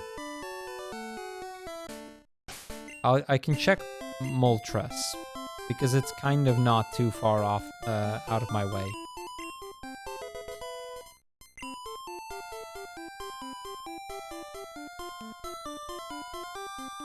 Yeah, it's probably Abra or Drowsy or something like that. That would be my suspicion.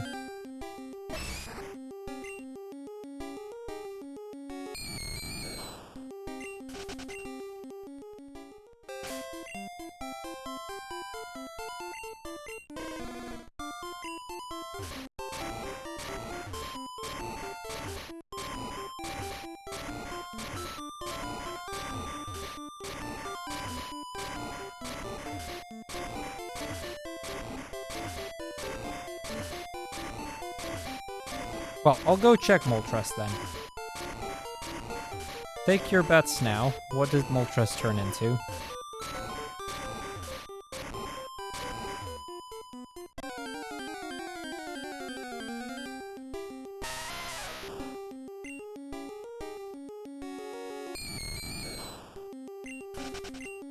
Literally everybody guessing Pidgey.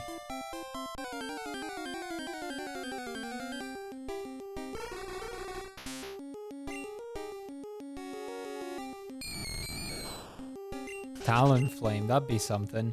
It'd be a Fletchling, though, at that point, right? Because, you know, first forms.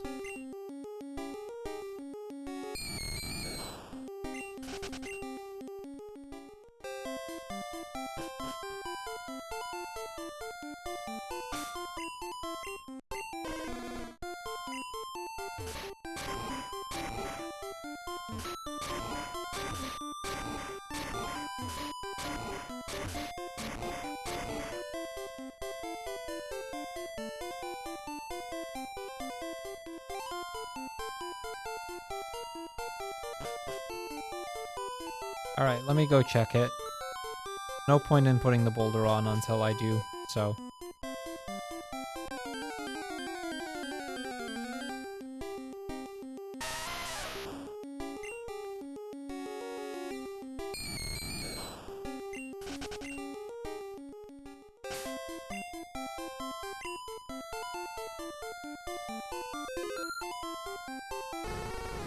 Oh, it's Vulpix.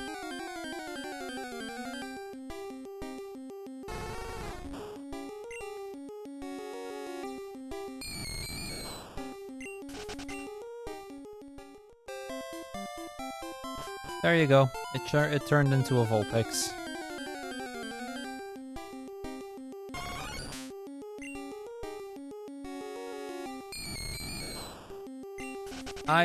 Yeah, Seal and Pikachu would make sense.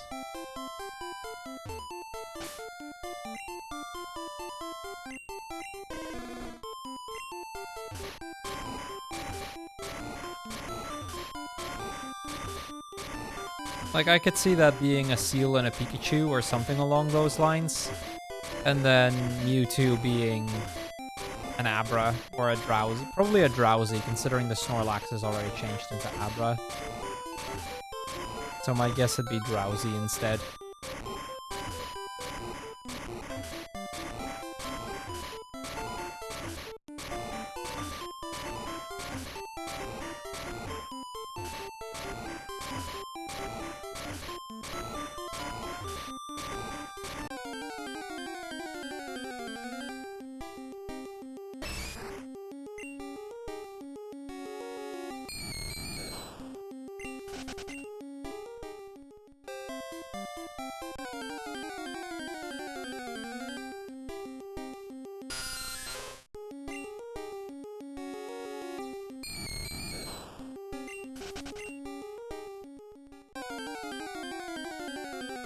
Yeah, we just gotta get to the end of the cave now, and then we can start the Elite Four. Like I said, if we can beat the entirety of the Elite Four without opening the bag, we're just done. And I think there's a very real chance that we can.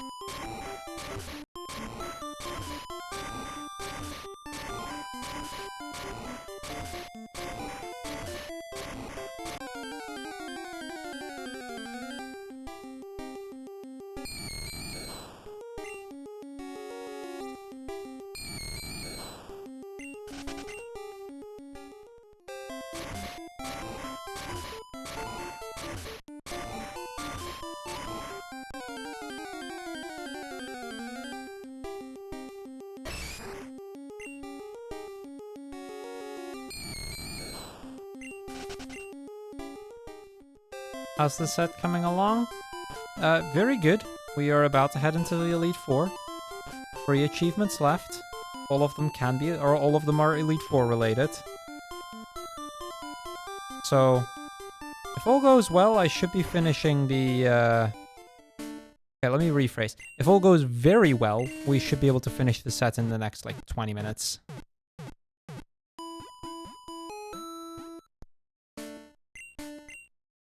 And if not, we should be able to in the next 40.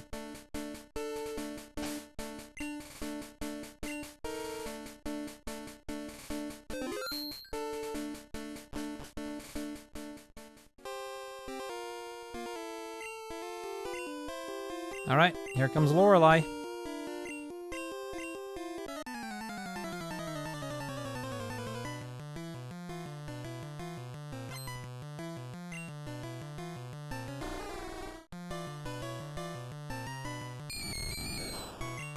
We go. That lived? That's actually really annoying that that lived on 1. My power points are kind of tight.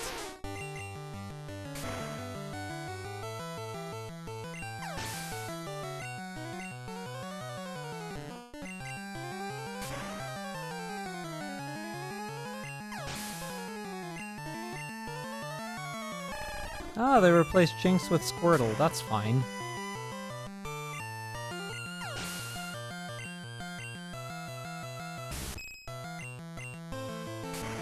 Alright, very easy first fight. Let's go.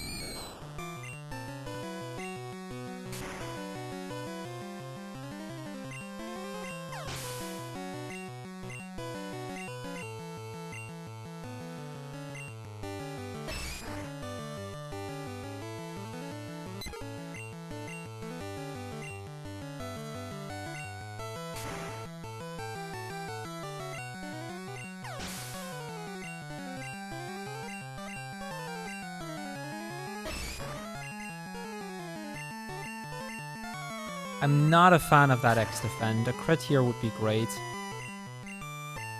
Okay, the double X defend is fine. Because the Pidgey didn't get hit. It's still annoying, but it's fine.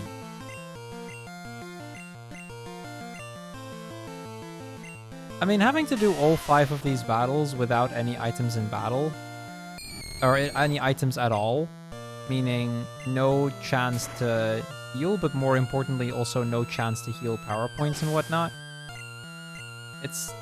It certainly adds a challenge to this.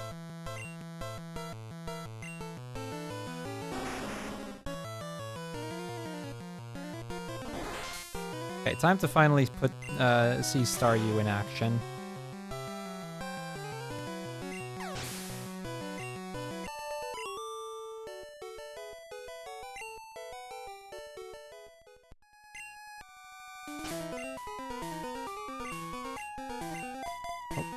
I meant to do that.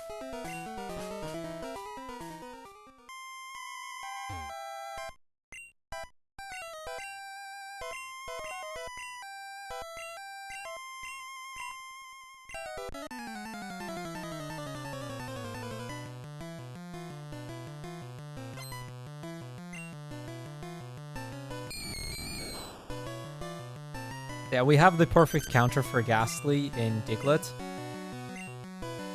Diglett with Dig is the perfect counter to this.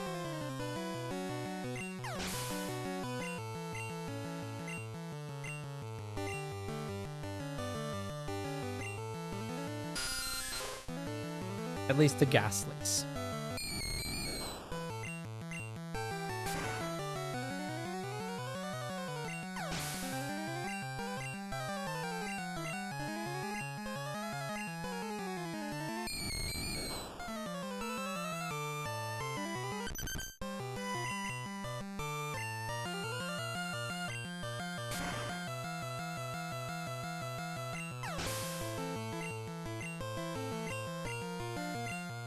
This team is doing really well so far, mind you. I am really proud of how well this team is doing.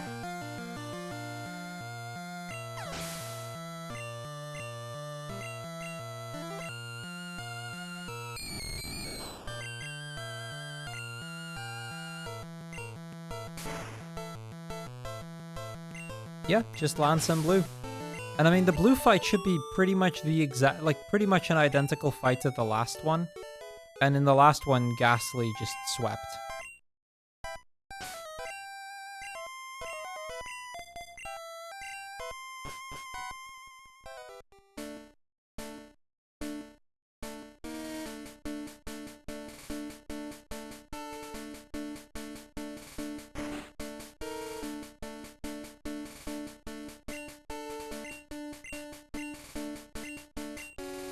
I'm very curious to see if Lance actually starts with a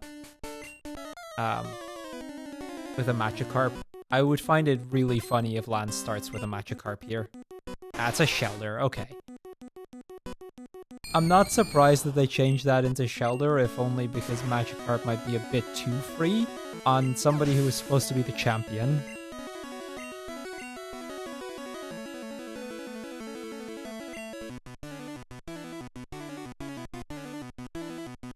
Okay. Here I'm gonna check, because he probably has like 3 Dratinis. What's Dratini's moveset at this point? Why is everything level 5? That's the set. That's the... Oh, Dratini can't hit Ghastly. Perfect. Okay, so... maybe I should go Nightshade.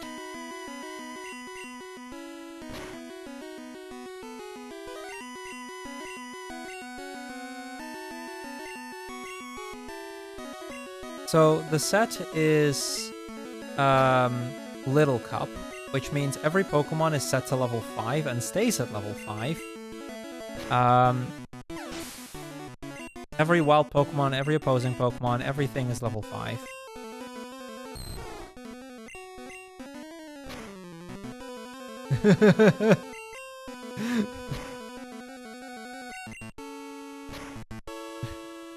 Yep.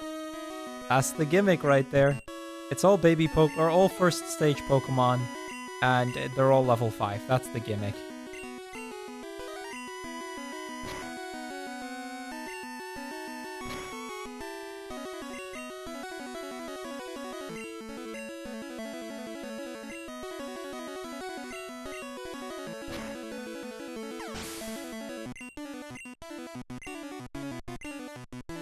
Yes, I'll change for Charmander. Let's change into a Staryu.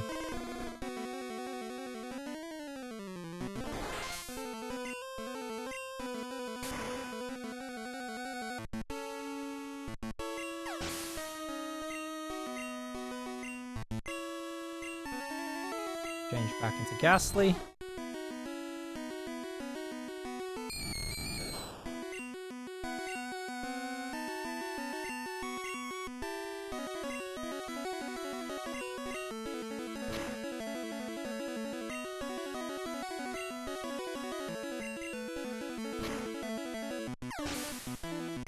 There we go. We beat the champion. Yeah, that's also why everything gives 0 experience. Which, I'm using RetroArch. Combate Core.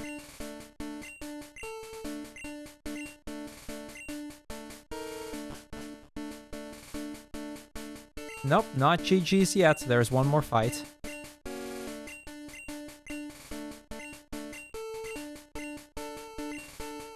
This is the final boss. Once we beat this guy, it should be it.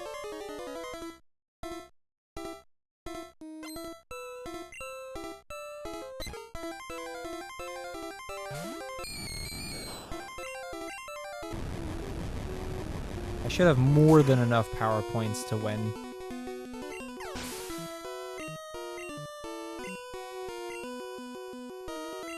You know, I gotta be quite proud. Not only did I just get through the entire Elite Four without using items, I don't even think we took a hit. I think we took like 0 damage throughout.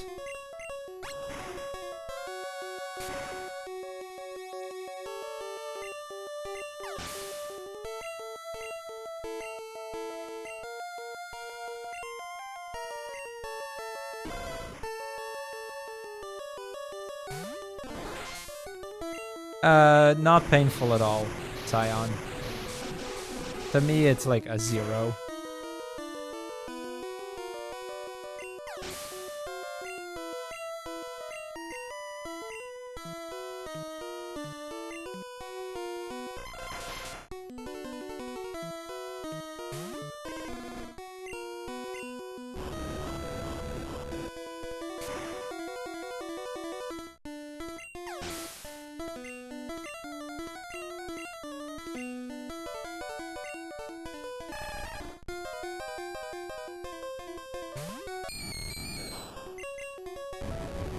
There we go. We actually not only didn't use any items, we got through it without even taking any damage.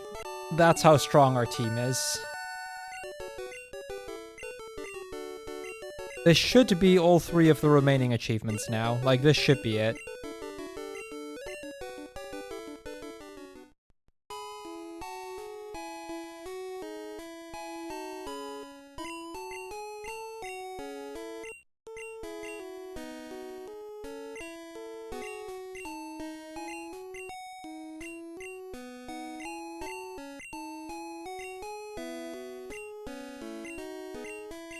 Yeah, this was surprisingly not that hard. The Little Cup Champion, that's the regular beating the game achievement. Economic Crisis without any without opening the bag. And there's Master Strategist. No TMs. That's it. We're gonna sit through it until where time is in the speedrun. But that is a mastery. In not even 4 hours.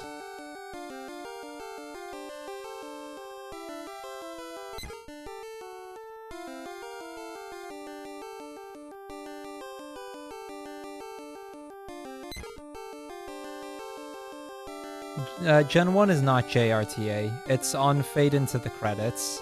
Because there is an A input still. No pickup TMs, I should say, Mecha. The achievement is defined as beat the Indigo Plateau without picking up any TMs in the entire game, unavoidable TMs excluded. I should have specified that.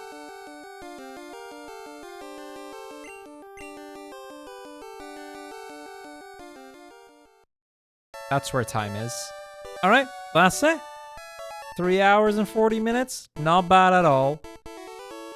Hope you guys all enjoyed that. Thank you guys all for watching. I'm going to go